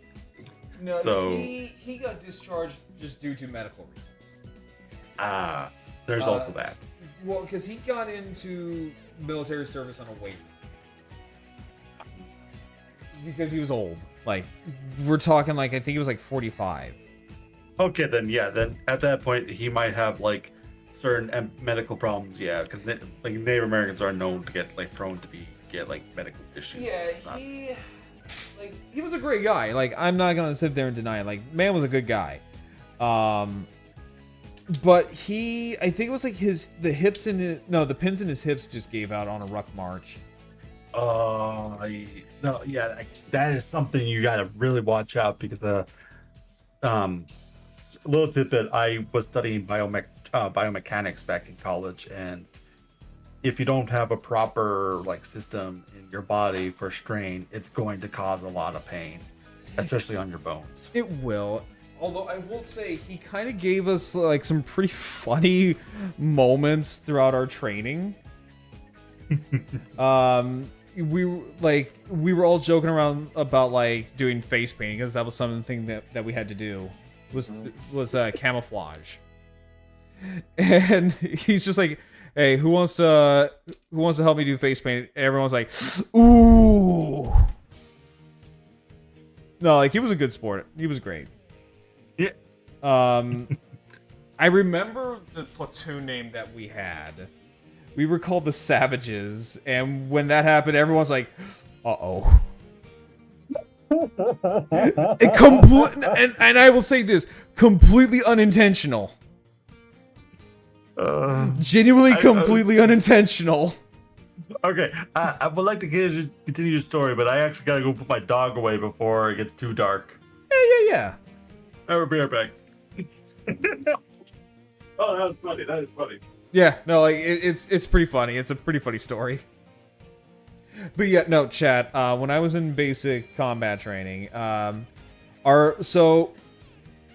you go to basic combat training, at least in the army, the base that I went to for training, it was we had, I think it was like we were Alpha Company, and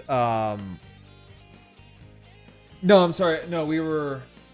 Hang on, hang on. It's been about 6 years since I've thought about this. We were Alpha Company. That's right. We were Alpha Company. And one of the other companies we had. Oh God, what did we have? We had one that was like they were called the Spartans, and then the other ones they were called. I think they were called Devil Dogs. They were Hellhounds or Devil Dogs. It was one of them. And then ours, we were Bravo. We were Alpha Company, Bravo, and then Charlie was over here. And then we were called the Savages. No, we did not choose the name. I'm gonna be upfront with you, chat. No, we did not choose the name. The name came with the battery. But no, like, it was a fun time. I have a lot of like really funny stories about basic combat training. Some of those involve making a homemade sauna. It was a homemade sauna, and And I remember we were all just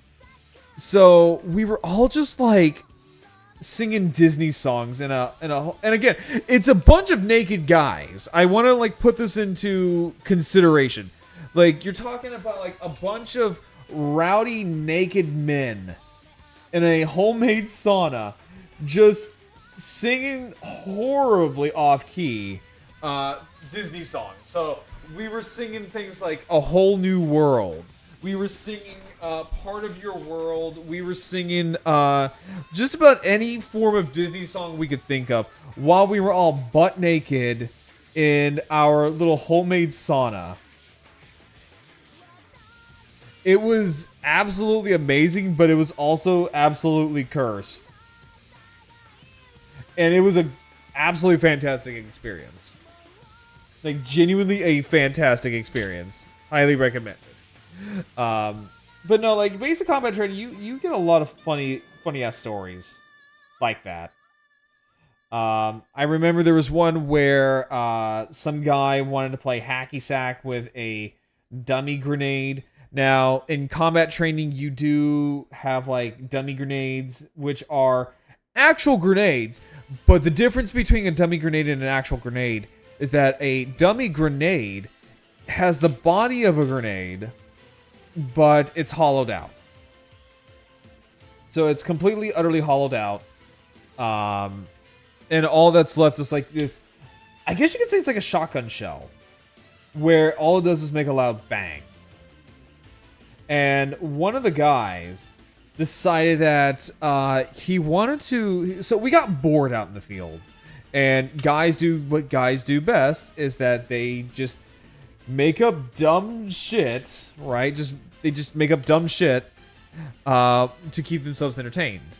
So this guy decided that he wanted to play hacky sack with a dummy grenade. And as soon as he hit the grenade, you can hear a loud thunk, and he just toppled over. And of course, like with the Native American that was in our platoon, it was like the Native American like jokes. It did not escape him, and in fact, he made a lot of those himself. Great, but again, great guy. Sad that he got medically discharged because his pins gave out. Oh. I have returned! Welcome back. I'm telling more funny escapades of basic combat training. I was talking about how some guy wanted to play hacky sack with a dummy grenade. What? Yeah, he played hacky sack with a dummy grenade. I mean, it's a dummy grenade, but why would you even think of even putting a grenade near your foot? Because guys do what guys do, and when guys are bored out in the field, they do what they do best and try to keep themselves entertained. And unfortunately, what they did was that they were playing hacky sack with a grenade, and it hit his shin, and you hear this loud thunk, and you see this big guy just tumble over. Hit the deck! And then like with our Native American friend, he was in the bathroom with us when we were making our homemade saunas, and he just looked at us and said words that I cannot say on stream. But yeah, I was telling Chad about how in combat training I am like my company all made like a homemade sauna in the bathroom, and we're all singing Disney songs. I'm not gonna lie. When I was like, when you told about the savage thing, I was thinking about the song. Savages. Yeah, no. I was thinking of that. No, like I'd be dead serious. That was the name of our platoon. We were just called the Savages. I mean, to be fair, I kind of figured that was where the name came from. I'm trying to think of I was like, I bet these guys, when they got told the name of their platoon, they immediately start singing the Savage song. Actually, yes, that was the Native American that was doing it. And we all looked at him and we're all like, hey, you okay with this? And he's just like, I don't care. I mean, to be fair, if he's like an old Native American, yeah, he's not gonna care like at all. The dude did not give a flying fuck. Like, this dude's just like, yeah, I don't care. I'm just here to make a better life for my family. Dude was wholesome. Dude was really, really wholesome, but yeah, it was just a sad thing because his pins gave out and he had to be medically discharged. Yeah, I feel bad for the dude. He sounded like he would have been a blast as a As an army soldier.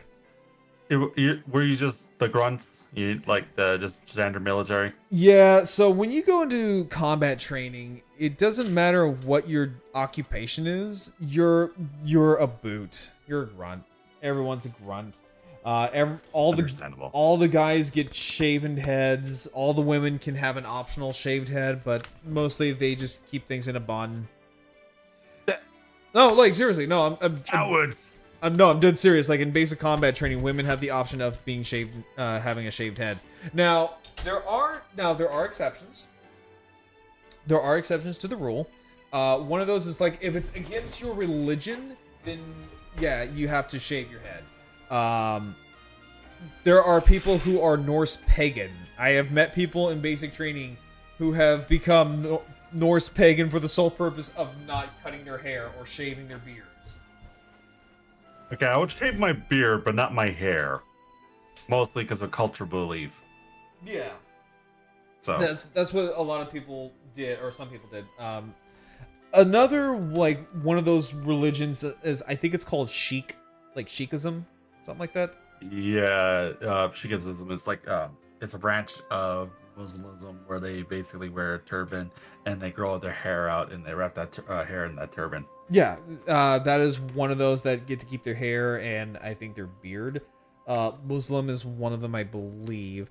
In fact, by military code of military code, they have to accommodate within reason. Now, within reason of your religion.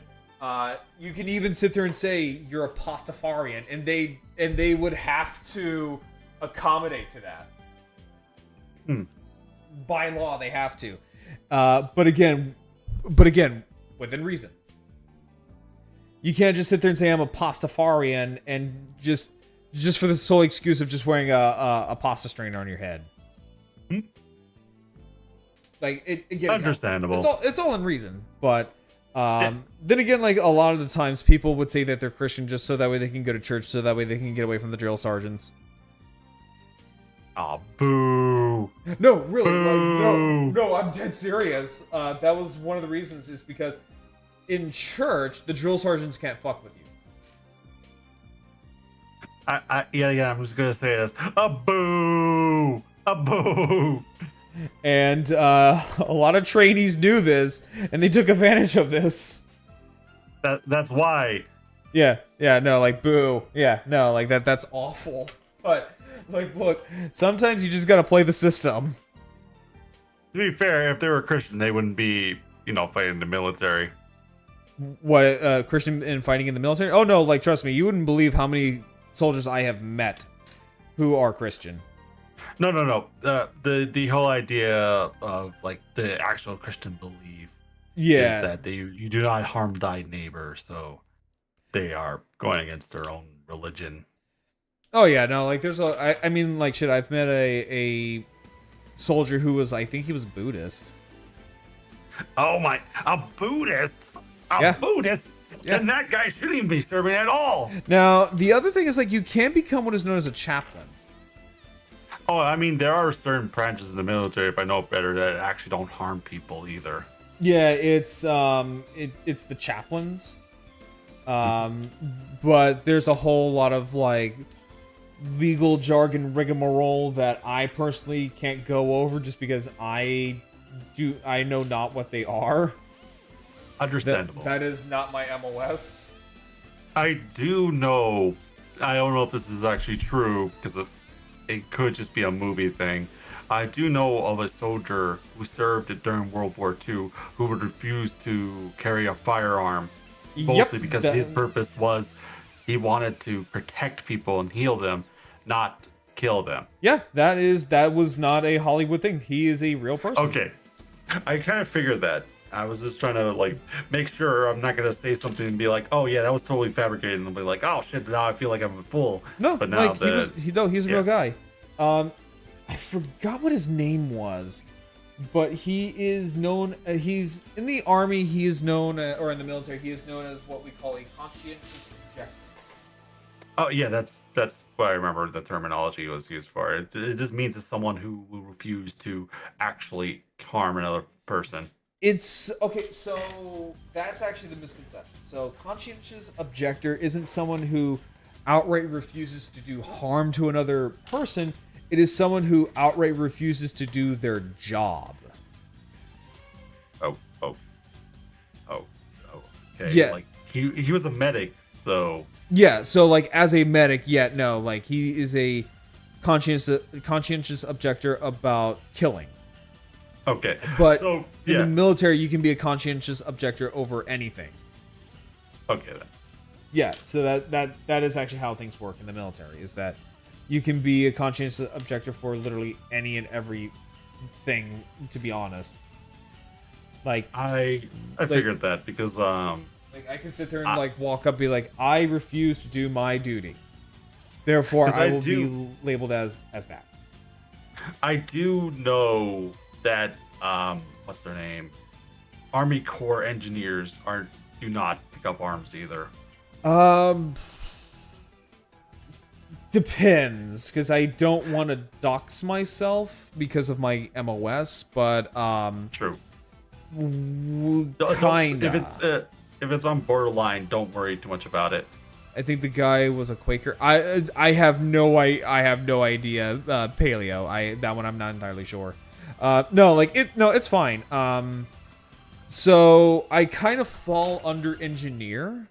I'm not gonna go into the actual specifics, but I do kind of sort of fall under engineer. And oh, you bet your ass we pick up arms. Okay. I know that in training bet your you ass. still have to pick up the arms, yeah. Oh no, But- like even out in the field, you still gotta pick up arms. Okay, so It's I just don't know. we're a high value target because if the yeah. if the car breaks down, we're the first ones to jump out and fix it. Yeah, I remember back in the college days where they were talking about like Armored Corps of Engineers. They would like tell us stories on how they would have to be constantly being watched over no matter what, because there's a chance that someone will just decide, oh yeah, he's the one that fixes everything, kill him. Yeah, basically. Yeah, so that's why I'm kind of like a little iffy on that little thing. They try to recruit a lot of us engineers back in college, back in like 2018 when we were all graduating and everything. So my belief is I don't like harming people unless they like actually deserve it. Right. So I don't like the idea of just like going into another country and being like, oh, we're just here to help them, but there are chances that something bad's going to happen and that I'm not willing to take someone's life. Yeah, no, I get you. And also, fun fact about the military is that fighter pilots have a 4-year degree. Understandable. Like a jet fighter pilot in the Air Force have 4-year degrees. And it could literally be a 4-year degree in literally anything. It can be basket weaving. No, I'm dead serious. Like you No. I know you're dead serious. I'm Like just you could literally have a degree in, I don't know, like corn cobology or some shit like that, and they will like, okay, well, you meet all the credentials because you're now technically an officer. Oh, understand. That is actually kind of cool. Yeah, it's actually cool. I do know that some like airport pilots, after they are done with the military, they do further their career, because my sister's boyfriend is currently serving in the Air Force right now. It's not okay. Like the Air Force is not bad. I know they're not bad. Yeah, like it's actually a pretty decent gig to go into. So my biological dad, he was in the Air Force for a hot bit. And the Air Force, from my understanding, is that they kind of take care of their own a lot better than most other branches. Yeah, well, to be fair, you guys have for the Air Force, I can understand why they actually no. To be fair, when it comes to the Air Force, I can see both ways. Is that they're very high value targets because they bring supplies in a lot. Kind of, yeah. Yeah. But I can But understand why also- they're not really they like other branches should be treated a little bit more too, because you guys have to risk a lot of your health and mental state when Yes. joining the military. Yeah, so I am actually a very big advocate for mental health in the military. Because it is a lot. It is genuinely a lot. Especially what they have to go through. oh yeah. But like Air Force, one of the reasons why they're also like kind of high valued is because a lot of Air Force revolves around intel. Oh yeah. Satellite imagery, intel, all that good stuff, all that nitty-gritty good stuff is what the Air Force kind of is known for. They're not just like flyboys that zip around on jets. I mean, they are. That's part of like their thing, but like also yeah, they also do a lot of intel. So that retro game store run by, hang on, let me see here. So it says so that retro game store run had ultimately turned into a running. Wait, hold up, wait, what? Wait, what are you talking about, Takumi? Sorry, what were you saying, Doc? No, I'm like I was reading that too because I saw it popped up on the stream, like the actual message. Yeah, I'm like, wait, what? Wait, what are you talking about? What are you talking about, Phyllis? Yeah, what you talking about, Phyllis? God, I sadly, a lot of kids these days will not understand that reference. That's because we're old, Carl. We're old. I know we're old, and I hate that we're old. You know the bad thing about it? A lot of streamers, like VTubers, are our age too. I know, and it's also kind of funny. It's a downtown place that carries gun. Oh, okay, I see now. Gun pal. Which is also funny enough. A lot of VTubers, there was actually a good bit of VTubers who were former military. Oh yeah. There's one that you don't really like. I know of. Ooh, Papa Don't say Mutt? the name. No, not Papa Mutt. Umari? Wait. No, it's a famous VTuber. You can't really talk about like stuff like that on stream if I remember correctly. I mean, like you can talk about it. I mean, we talked about in VC once how you were talking about this one VTuber. Oh, okay, yeah. Talk about that afterwards. Yeah, I'm trying to remember which one. Yeah. But no, like there was so there is like Umari Tamari. She is a horse girl VTuber, and she is Army. There is Papa Mutt, who is Navy. You know what? I actually would believe Papa Mutt was military before you even said anything because of the way he talks. Yeah, I'm just like of course the furries of course the furries the Navy, of course. Hey! They have to dance to make sure they have proper footing on their boat. They have to make sure it's YIF approved. Hey, you better not let Papa Mutt hear you say. No, I genuinely like Papa Mutt stuff. I think he's great. No, it's just the thing with the military is that there's always the friendly competition between the branches. Like if you ever see Dubs pop in, he's former Marines. And me and Dubs just rip on each other just because we're also our branches are like notoriously like just sibling rivalry. Understandable. Marines are basically like more advanced versions of the basic military. Yeah, they're known for being dumb, basically. If you want to, like, there's a little tidbit I like to talk about is that my great grandfather was a member of the very first special unit in World War II. Oh shit. He was a Rough Rider. Oh, okay. Well, I was honestly thinking like he was probably like a code breaker. Oh, that's Sioux. No, that's not Sioux. That's Navajo. Okay. Well, because like Yeah, I so- actually didn't know like what tribe they were from. I just know that they were Native American and they played a heavy part in World War II. Oh yeah, Japan has yet to crack the code still. That's funny. It's nearly Because- 100 years later. Oh yeah, a lot of if you didn't know anything, the reason why they haven't cracked the code or any country will crack the code because there's not really a proper written like language for the Navajo language. Really? So that's why it's kind of like a little hard for them to get enough information to probably crack it. That makes Even sense. if you look online, there's not like a lot of like really good sources either. I was gonna say, isn't like it just like verbal? Isn't it like oral, not like written? It depends on what tribe you're from. A lot of tribes actually did have written language. Like for Oh. example, the Cheyenne. Okay. Not the Cheyenne, the Cherokee. The Cherokee had like a written language, and it Oh. was. And then of course there's the Lakota. The Lakota actually had a written language as well. Oh, that's Um, actually pretty neat. And then there are the Navajo. They did have a written language too. Huh. I actually didn't know that. It's really yeah.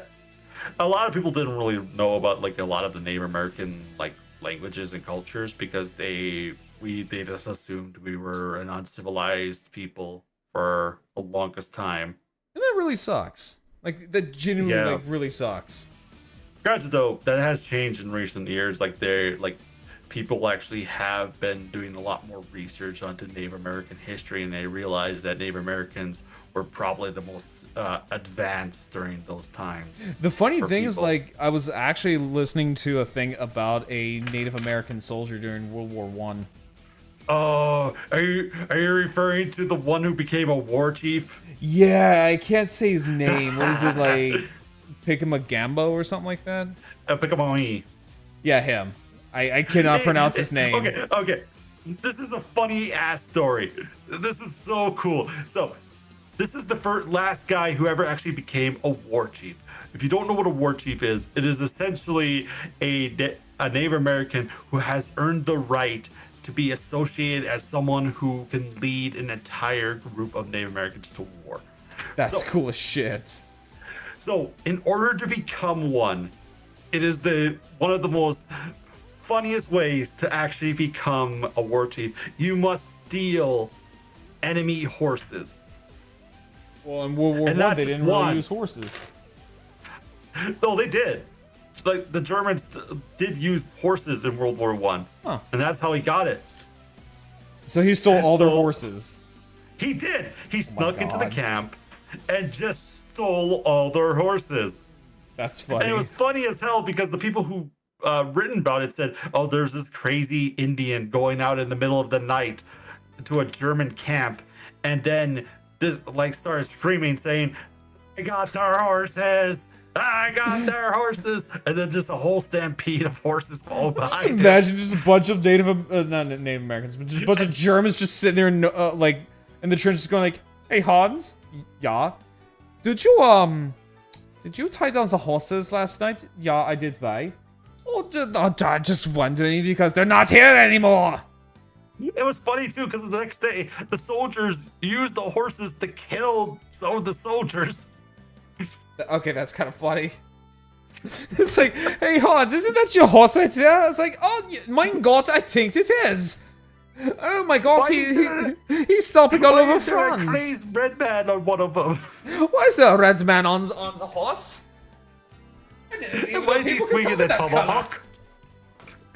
It was funny because so there's this thing in Native American culture. In order to become a war chief, you have to either meet one of these criteria. One, you must be a leader of a band of soldiers, Okay. like an official, like a small band. It doesn't have to be a big band. It could be a small band. Next, you must steal enemy horses. That was the thing he did. And another one is that you must also capture the enemy without killing them. Okay, how the hell did you do that? With the horses, he charged in and captured the Germans. Just, yeah, I mean, like, that would kind of, I'm not gonna lie, if I were German, that would kind of spook me a little bit. It's funny because not many people know about like a lot of the Native American cultures we have, and a lot of them are more associated of just capturing an enemy horse and not killing them, and killing the people. Right. And also, for example, our definition of war back in the day was playing a game of lacrosse over 10 miles. I'm sorry, that's kind of funny. Yes. I'm sorry, that's just funny. We refer to them as our war games. It's like, hey, you see the Navajo over there? Yeah, I'm gonna beat his ass in lacrosse. That was funny though. As much as we say lacrosse, it was actually much more violent because they didn't have like the rules we have today. So a person could just whack you with the stick and just break your nose. Okay, that's kind of funny. Oh yeah. Imagine when you're playing lacrosse and the guy's like, I'm gonna take the ball from you, and just whacks, and then the other guy just whacks you across the face like, no, you're not. It's just imagining a bunch of natives just like, hey, Red Bear, yeah? Do you think we should add some rules to this game? Oh, why do you say that? I don't know. Maybe because Sitting Bird over there has his head cracked open. Sitting Bird? I'm gonna be honest, a lot of Native American names, like old Native American names, are like that because there was a guy named Red Thunder. Okay, Red Thunder actually sounds pretty badass. Oh, the reason why it's kind of cool. Up where I live, there's a legend of a guy who held off the U.S. Army for 90 days. That's cool. Oh yeah, that's genuinely kind of cool. And the funniest part about it, the reason why we held them off for so long, is because how we fought back then was very scary. Because we would know how to hide very easily. They're coming from the trees, man. They're coming from the trees. Oh no. We didn't do guerrilla tactics where we hid from the trees. We actually popped up from the ground. Oh, that's even worse. Yeah, like a bunch of Native American graboids. It was funny because if you remember, like there was a lot of stories back then of this guy Red Thunder who'd be like, would do this plan, and then there'd be so many scared military men who come up here and be like, they just came out of the ground, man. They just grabbed me. They took my gun and my pants too. I don't know why the pants part. It's like, hey man, this shit's pretty fucking bleak. These white people know how to dress. The bad thing about it, it didn't end because of like they overpowered the Native Americans. It ended because the U.S. government had to sign another treaty to prevent any more of this. Like, here, can you sign this piece of legislation so that way you don't beat our asses? Please. The argument kind of started because they kind of broke one of the treaties. Oh, never mind then. So that's why they were kind of teed off, because they wanted the land that was associated up here. Oh, so and speaking of, like, scaring people and shit like that, so I don't know what it is, but like I've been like researching a lot of like World War I stuff. Yeah. And have you ever heard of this thing called Attack of the Dead Men? Are you talking about the incident where someone pretended to be dead? No. So what happened was that in World War I, the Germans were fighting the Russians in what is now known as Poland, and they were at a fort called Auschwitz. And so the Germans decided to release a mixture of bromine and chlorine gas. Oh no. And so it killed a large chunk of the Russians. Like, people were decimated by this gas because the Russians, well, they didn't really have gas masks. And so most of them just falled and died.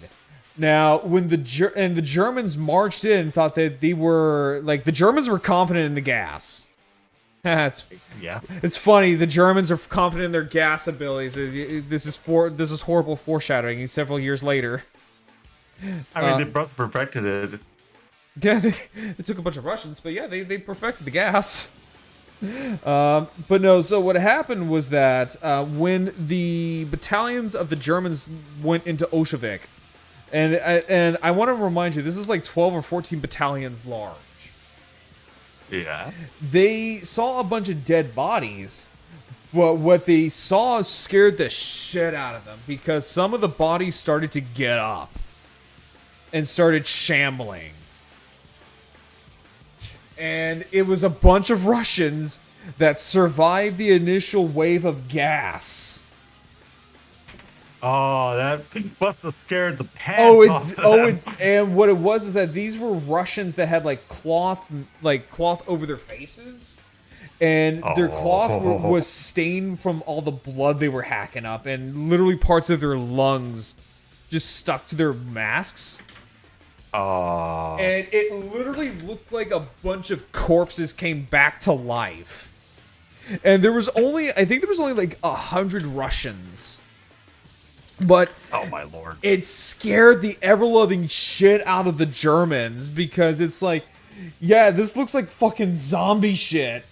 And the Russians beat the shit out of the Germans because they scared them so badly. God, that's awesome. I'm not gonna lie, that's funny as hell. Yeah, no, like, and this was like before the communists took over, so this is like the last hurrah of like the Tsar of Russia. Yeah. But yeah, no, just think about that. You got your asses beaten by people you thought that you just killed with gas. I'm not gonna lie, I would probably be panicking a little bit when I see like corpses running towards me. Yeah, like these were just Russians. These were recently just gassed up Russians, and they're pissed.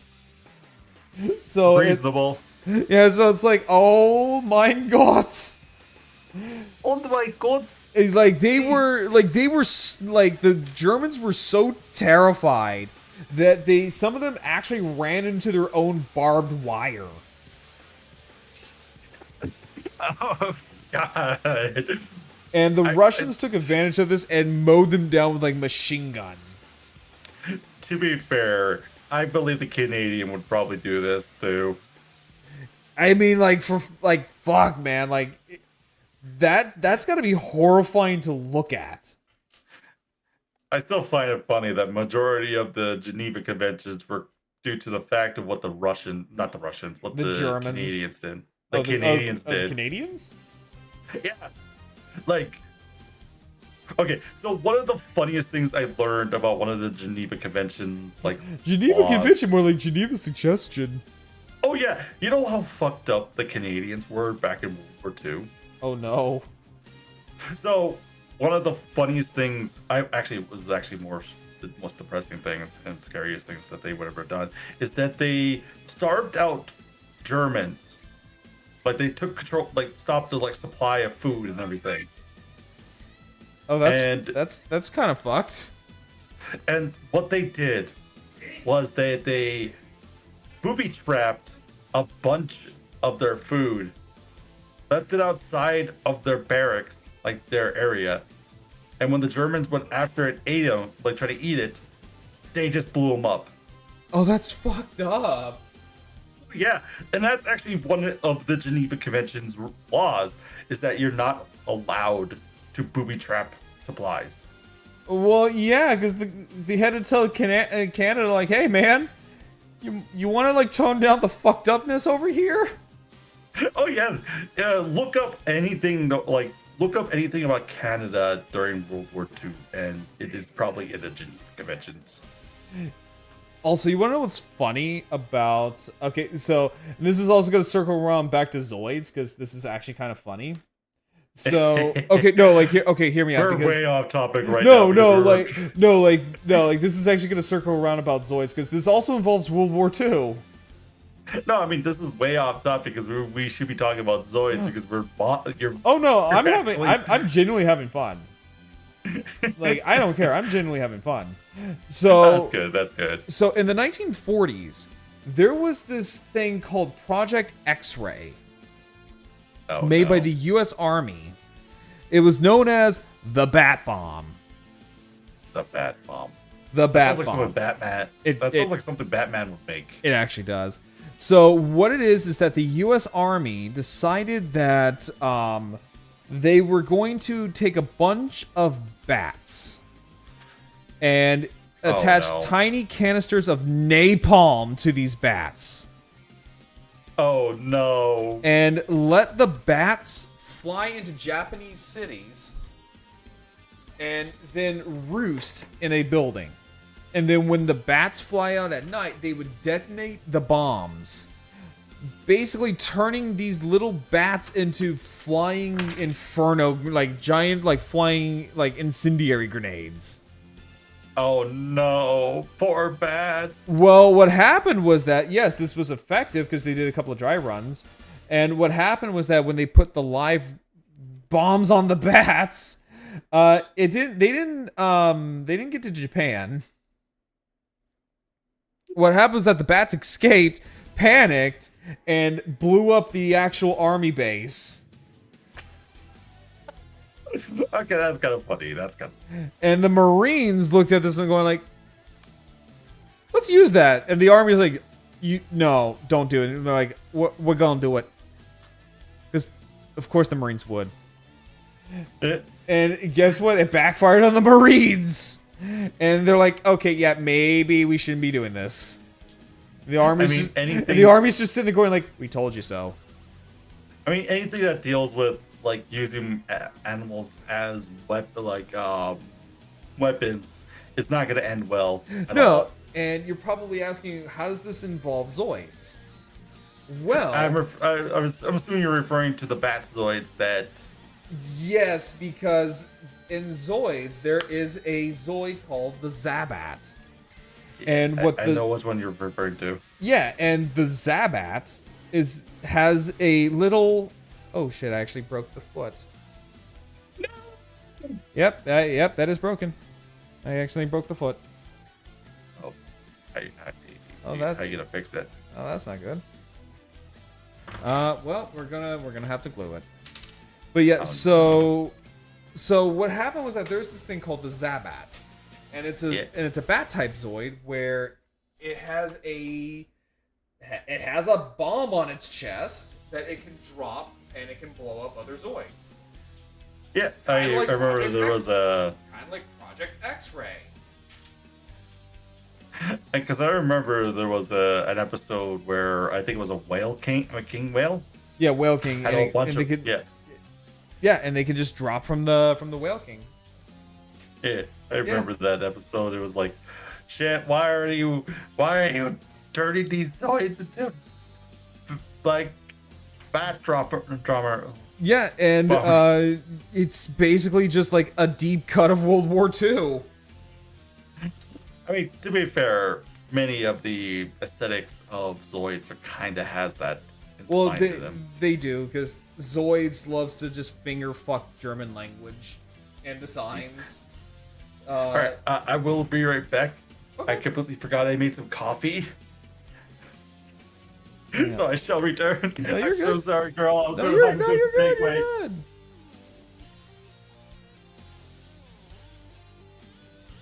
Okay, so if anything, we'll probably get some epoxy. I think I have some cement somewhere.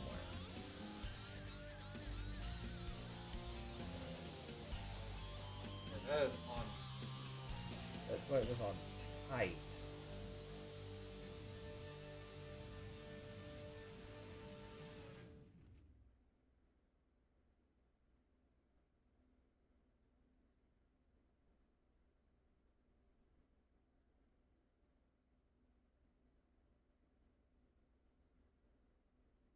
Yeah, that joint was on tight. Okay.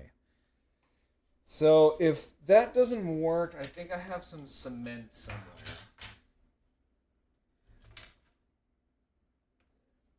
All right. So, hey Dragon, how you doing? Yes, continue. Nice. Let's go.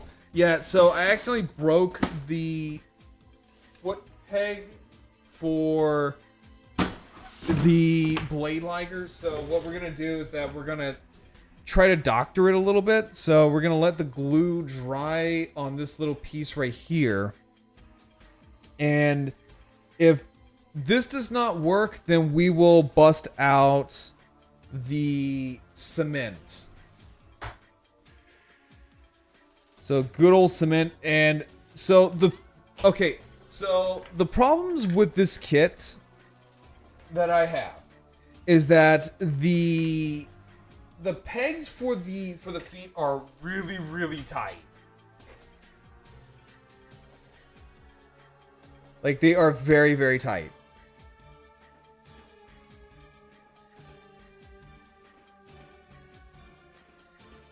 So, in the meantime... So, yeah, in the meantime, I'm going to go ahead and start putting on the armor for the blade liger. And periodically check up on this little peg here. Make sure it's tight. Hi Beans, how you doing?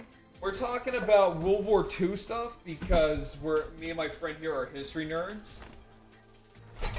But how you doing, Beans?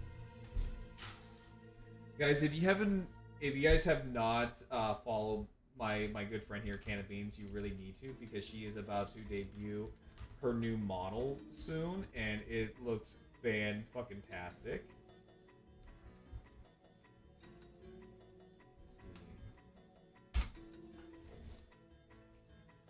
Oh god, I feel like I'm with a bunch of dads.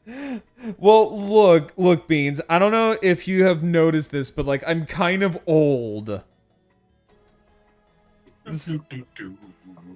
My friend here in chat is saying that she feels like she's with a bunch of dads because we're talking about old World War I, World War II stuff. Hey, what are you? I mean, Every man thinks. Okay, let's be honest. Every man thinks about these 4 topics. They World do. War II, the Roman Empire, the dinosaurs, or cars.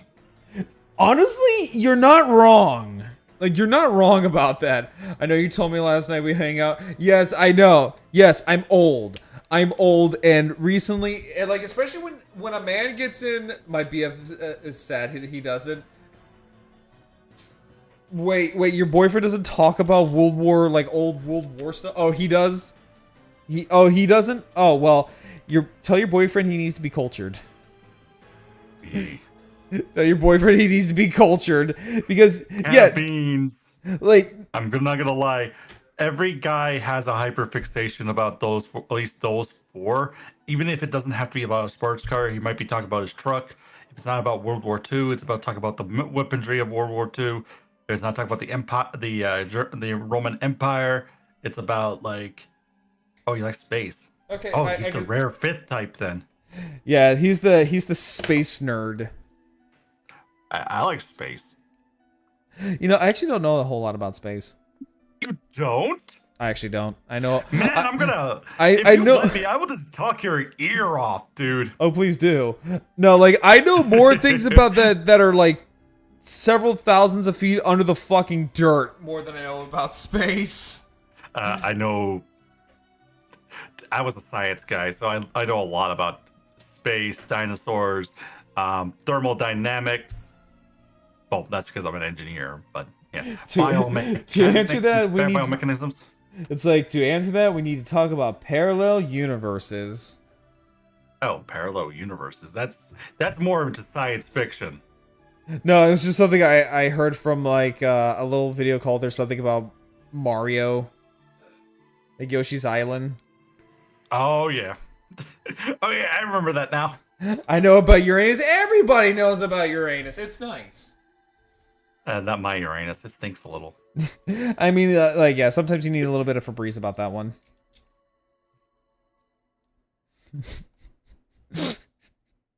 Look, Beans, you came into this chat knowing that you are surrounded by older...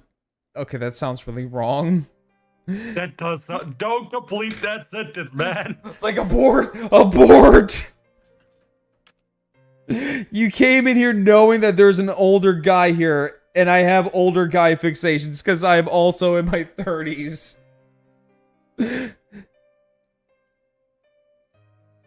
Heyo, what? Yeah, exactly. You know, you came into this chat knowing that there's older men. Yeah. Sexy older men. older dino men. Okay, I'm not that old. I mean, you are a dinosaur. Well, dino born it's kind of a different thing. I mean, like, technically, I'm the only one here who's an actual dinosaur. Then, Well, technically, I'm a dino person. It's different compared to Graro, who's an actual dinosaur. it's like, excuse me, I am not just a dinosaur. I'm a dino person. Thank you. Well, if we're gonna go off with actual who we are, I have to explain that part. Oh no, I know. I'm just fucking with you. All right, there we go. So we now have legs done. It's actually turning out really well, despite the fact that we broke a piece. I'm gonna wait until this is fully dry. I'm gonna wait until that glue is fully dried before I actually start fucking with it. And also, yeah, it does come with like a little extra pilot. That is kind of cool. In case if you don't want Van or Fiona, you can actually get just a regular pilot. But you can't have that. You can't have the Blade Liger without Van or Fiona. Yeah, and it's just like with the Genosaur that we'll build later on, is that it also comes with a Raven. Because you can't have a Genosaur without Raven. True. Or Shadow. It doesn't come with a Shadow. Like, this one doesn't come I with a Z. know. I'm sad. Like, it'd be cool if they added like a little mini like organoid. That would be cool, but at the same time, this is 1 to 100 scale, so I have a feeling that Zeke would be tiny. Also, fun fact, did you know that in the Japanese dub, his name isn't Zeke? What was it? It's Zeke. Okay, so that's not much. That's not much further from his actual, like his U.S. name. Yeah, Zeke, Zeke. Yeah, no, it sounds similar. Like, I mean, then again, like, Zoids has this affinity of like naming things after German stuff. oh, true.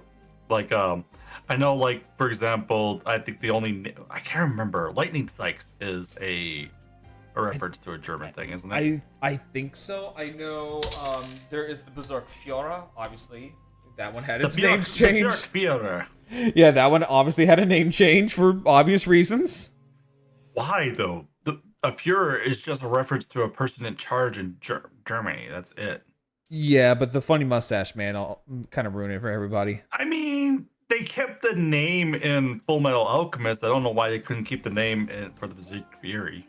True, but also Zoids appeared on Toonami, not like Adult Swim.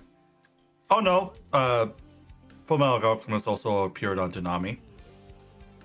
Okay, yeah, then why the fuck?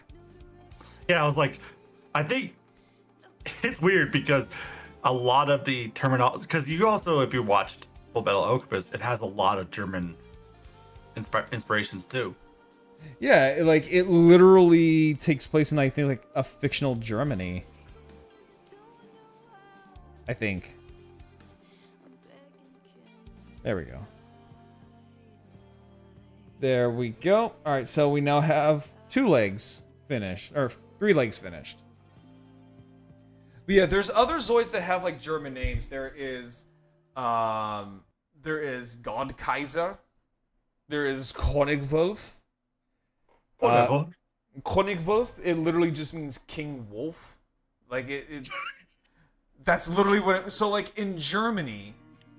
So in German, there are relatively like 4 or 5 words that could mean like a leader. So you got Führer, which just means leader. Kaiser, that basically just means a king. König also means king. So you can see how this is kind of getting a little confusing here. Yeah. Let's be honest. I can't really say there's like another language that can match like Inuit, Alaskan natives, like 52 words for the word ice. That's kind of funny because they really love their ice. Oh no, it's because I think it's because each like word refers to a different state of ice. Like for example, one is just like pure ice. One is like ice that could break. Funny enough, my dog is actually has an Inuit name. Oh, I forgot you also have a husky like me. Yeah, his name is Nanook.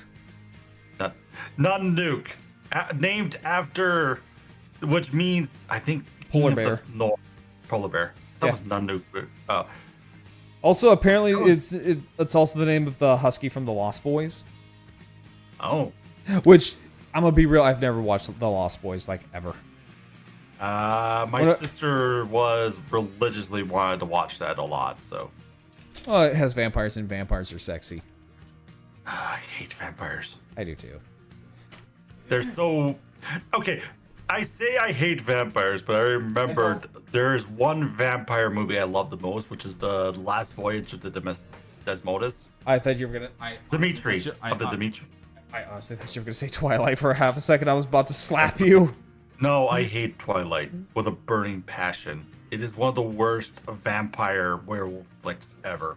Oh, it is, and I hate the fact that it's like, oh, hey, the vampire sparkle. It's like, oh god, that's not a vampire.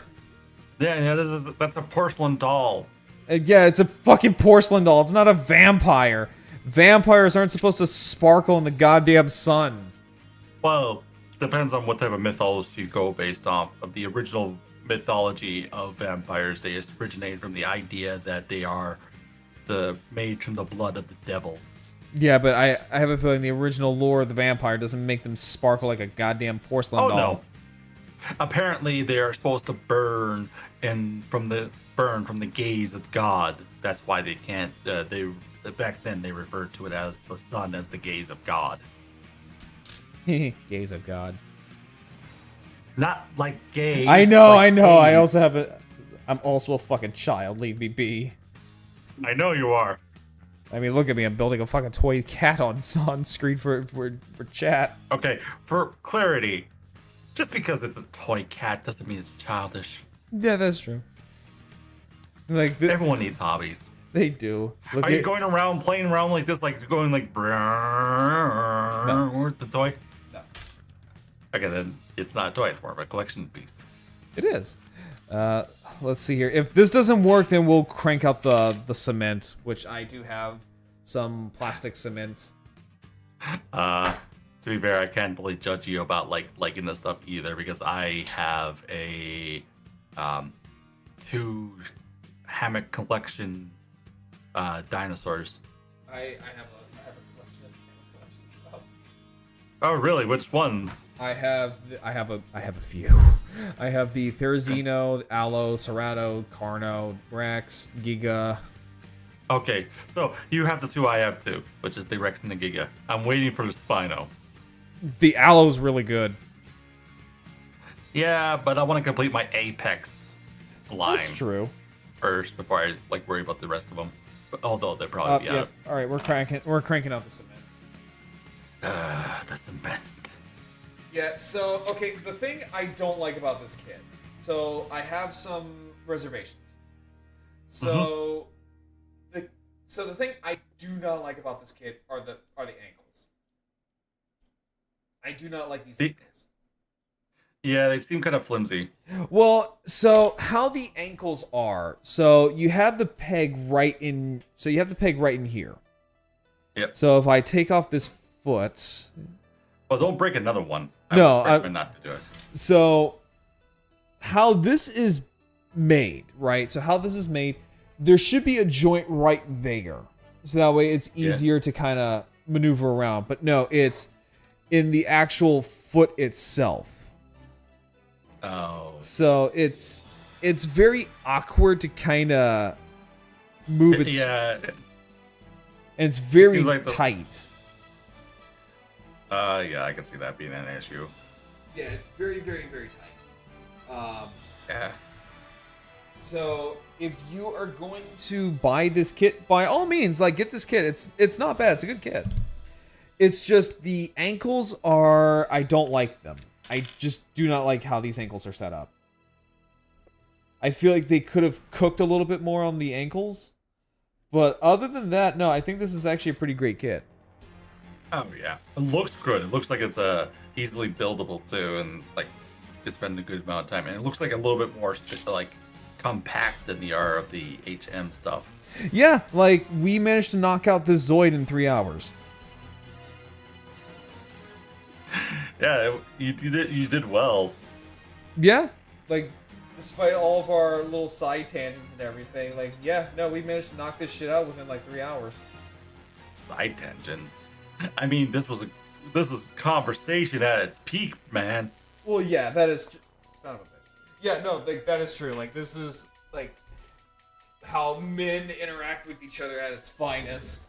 Just talking about old World War II, World War One stuff, and oh, there it is. Okay, yeah. So hang on, let me. I need to go through my Twitch stuff and just unfollow people I don't watch anymore. I need to do that too because I'm at my follower count limit. Oh, it's not really follower account limit. There's a lot of people I follow on here, but I don't watch at all. Well, you should be watching twitch.tv/GrawlBrown. I am right now. Oh my god, same here. Oh wait, no, I am him. I gotta unfollow myself. Why are you following yourself? I don't know, I'm lonely. How lonely are you, small girl? Lonely enough to follow myself. Oh, also, I want to show these off on Okay, hold camera. on. So let me fold these down. So I will say, outside of the ankles, the plastic feels a lot sturdier than the HMM releases. Yeah, I could see that from my end. They seem like they're more like these are Zoids that are designed to actually be moved around the blade with. That looks sick. That looks really fucking sick. Now all you're missing is the organoid Zeke. Yeah, no, that's really all I'm missing. But like, outside of that, no, like this is not like I could see this being sold in like places like Target and Walmart. Yeah. Now, okay, so one of the design choices that I have noticed with this kit that I'm not too much of a fan of, and they could have just cut this one out and it would have been nothing of value would have been lost, are these little tubing right here. They don't go anywhere, they don't peg into anything, they just kind of float. I think they're just there for the aesthetics because I remember the original model kit also had those. Yeah, but again, it doesn't go anywhere. Like the HMM kit, it actually had these hoses connect to something. Here, the ends just kind of float. I think, like I said, I think they're just, like, for example, those hoses look like they're supposed to be connected to the head, but I think the reason why they don't like do anything is because they want the head to be freed up for motion. I think that's also the case too. But yeah, like outside of like obviously the ankles, because we're still kind of fixing that. No, like this is genuinely like a good Zoid. I do like if you want to get a nice little Zoid kit and you don't want to get like the HMM Zoids, or if you're worried about them breaking the bank, this is actually a pretty decent one to get. Like in all seriousness. It's just, again, like these ankles just kind of suck. Maybe they'll improve that a little bit. In fact, actually, I might put on a Be Right Back screen so that way I can grab my HMM blade liger and kind of show you the differences. Okay, let's compare the two. There we go. So, hang on, let me see how long this takes for the cement to harden. And they should tell you on like the label. Let's see here. Let's see, directions. First aid. Let's see here. Contains resin. Storage disposal contains ferrum. Let's see. Okay. So let me see. How long is this? I don't know if anyone else in chat has used Mr. Cement Deluxe. So how long does Mr. Cement take to dry? 1 to 2 hours. Deluxe. Let's see here. What's the difference between this and this? It's plastic glue. It's not a glue. It is a gap filler for very fine pieces of liquid green stuff. Okay, so takes 1 to 2 hours. Okay, so Ranma, if you have Mr. Cement Deluxe, is this like an actual like glue or like cement that I could use to like fix broken pieces?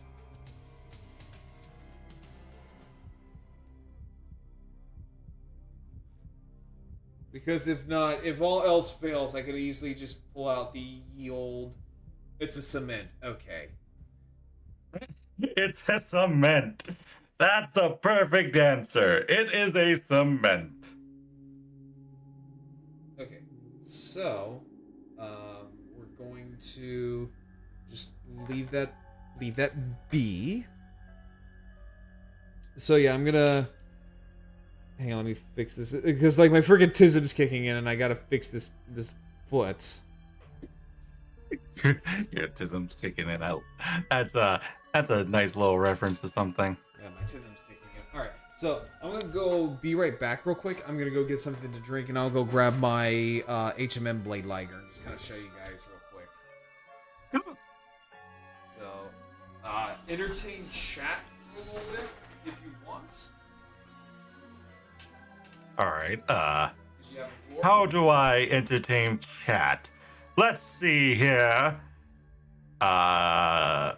Did you know that Tyrannosaurus rexes were one of the largest theropods in its family?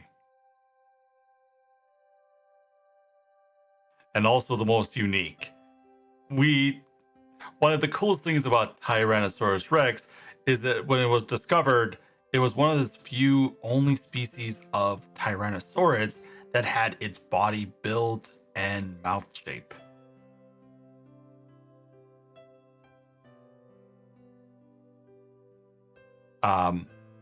Ranma, the girl will be right back. I hope I'm. Oh no, people are leaving. No, I mean like, it's interesting to know. What do I do? What do I do?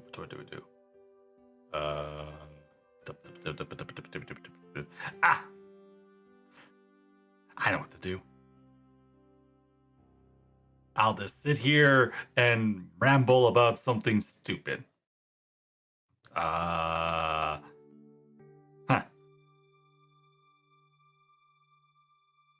I'm not that entertaining. I'm assuming. Anyways, how is everyone this fine evening? How is everyone enjoying the model building and the randomness?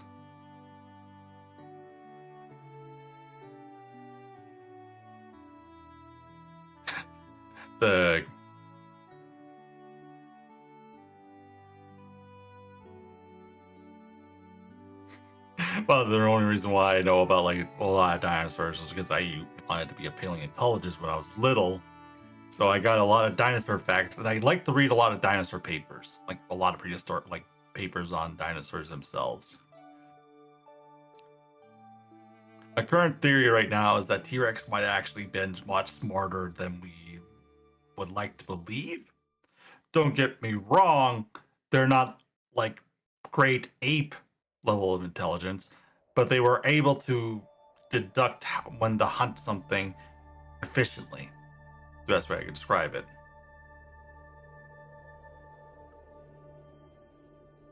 I'm enjoying the nerd out. Yes, I'm a very big nerd. I will admit that. I like to draw. A little about me. I'm actually a 3D modeler. I design and develop mods for Path of Titans, as well as create animations and such. I'm also a VTuber myself. Yeah. I like nerding about a lot of things. the little character you probably see on stream is actually who I am on like, a lot of my streams as well. I like to refer to myself as the VTuber with 1,000 models because I keep making more models for myself. And based on what game I'm playing, I always make another model for myself. I made an Amber Isle model. So I have a lot of free time. I like making things. I like drawing. I like modeling. I like doing all that stuff. So like Demon Queen Vivi, I guess I don't know who that is, but yeah, I do make a lot of models. I do. I think I made a couple animations for TikTok. I don't know if you have seen them or not. I made an animation where I had an iguanodon be a how do I say this? A distinguished gentleman. Yeah, I like to do little fun bits once in a while. I've actually been doing a lot more funny bits with my AA models recently.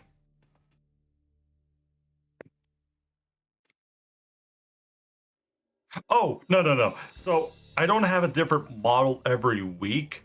What I like to do is like the whole idea is I am a guild master of a guild that essentially is tied into multiple dimensions.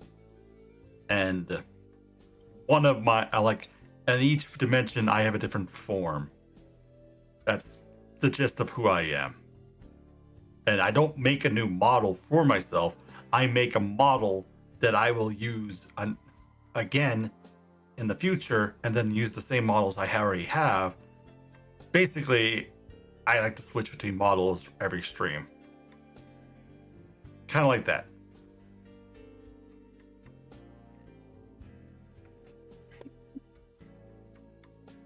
Like I have my regular model. I have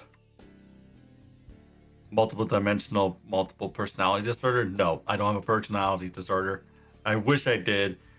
It'd be easier to do all these funny voices if I had a multi-personality syndrome, but I don't. Like I like to do a little bit of voice acting once in a while. Stuff like that.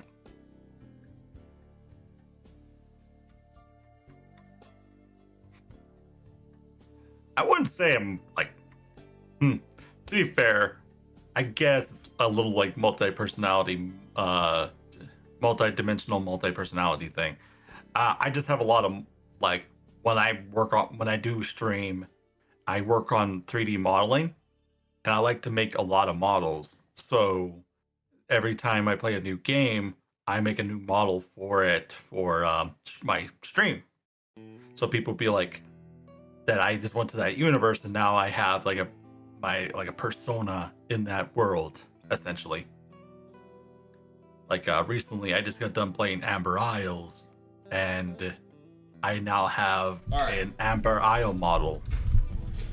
You got an Amber Isle model? Yeah, I thought you knew. Oh no, like I was telling them about what I do for my stream. I tend to like to do like make new models for myself. And I call myself you make some crazy Dino. shit. Oh yeah, I've also told them about the stuff I worked on for Path of Titans. Yeah, like I love the stuff that you make for Path of Titans. Yeah, I make the most fucked up monsters ever. So, well, they're not fucked up, more like speculative evolution stuff. Yeah. All right, so I'm currently working on. Sorry. No, what were you saying? Oh, I'm working on a remodel for my big Thalassorex creature. Oh, I can't wait to see what that looks like. So, okay, so this is the RMZ Blade Liger. Next to the HMM Blade Liger. So, something I wanted to pull up as well. So, oh, and also Ramna explained about the cement stuff. Oh, okay. So let me see. What did he say? The growl that our T-Rex put. Wait, what? So the one that says I generally use the sandwich with piece together, clamp it shut, and then move on to on the to boss. the next step. Generally, I wait a couple of minutes to an hour and a half. Oh, okay. So this is what I was talking about. So this is the leg of an HMM blade liger, and if we pop it off, you can see that the actual foot, like the actual ankle part, actually can move on its own. It's not just like a stagnant piece like on this one. Which is something I wish that this would do. Yeah, I understand that. Otherwise, it wouldn't, be prone to breaking like that. Instead of having the entire assembly or the movement being in the foot itself.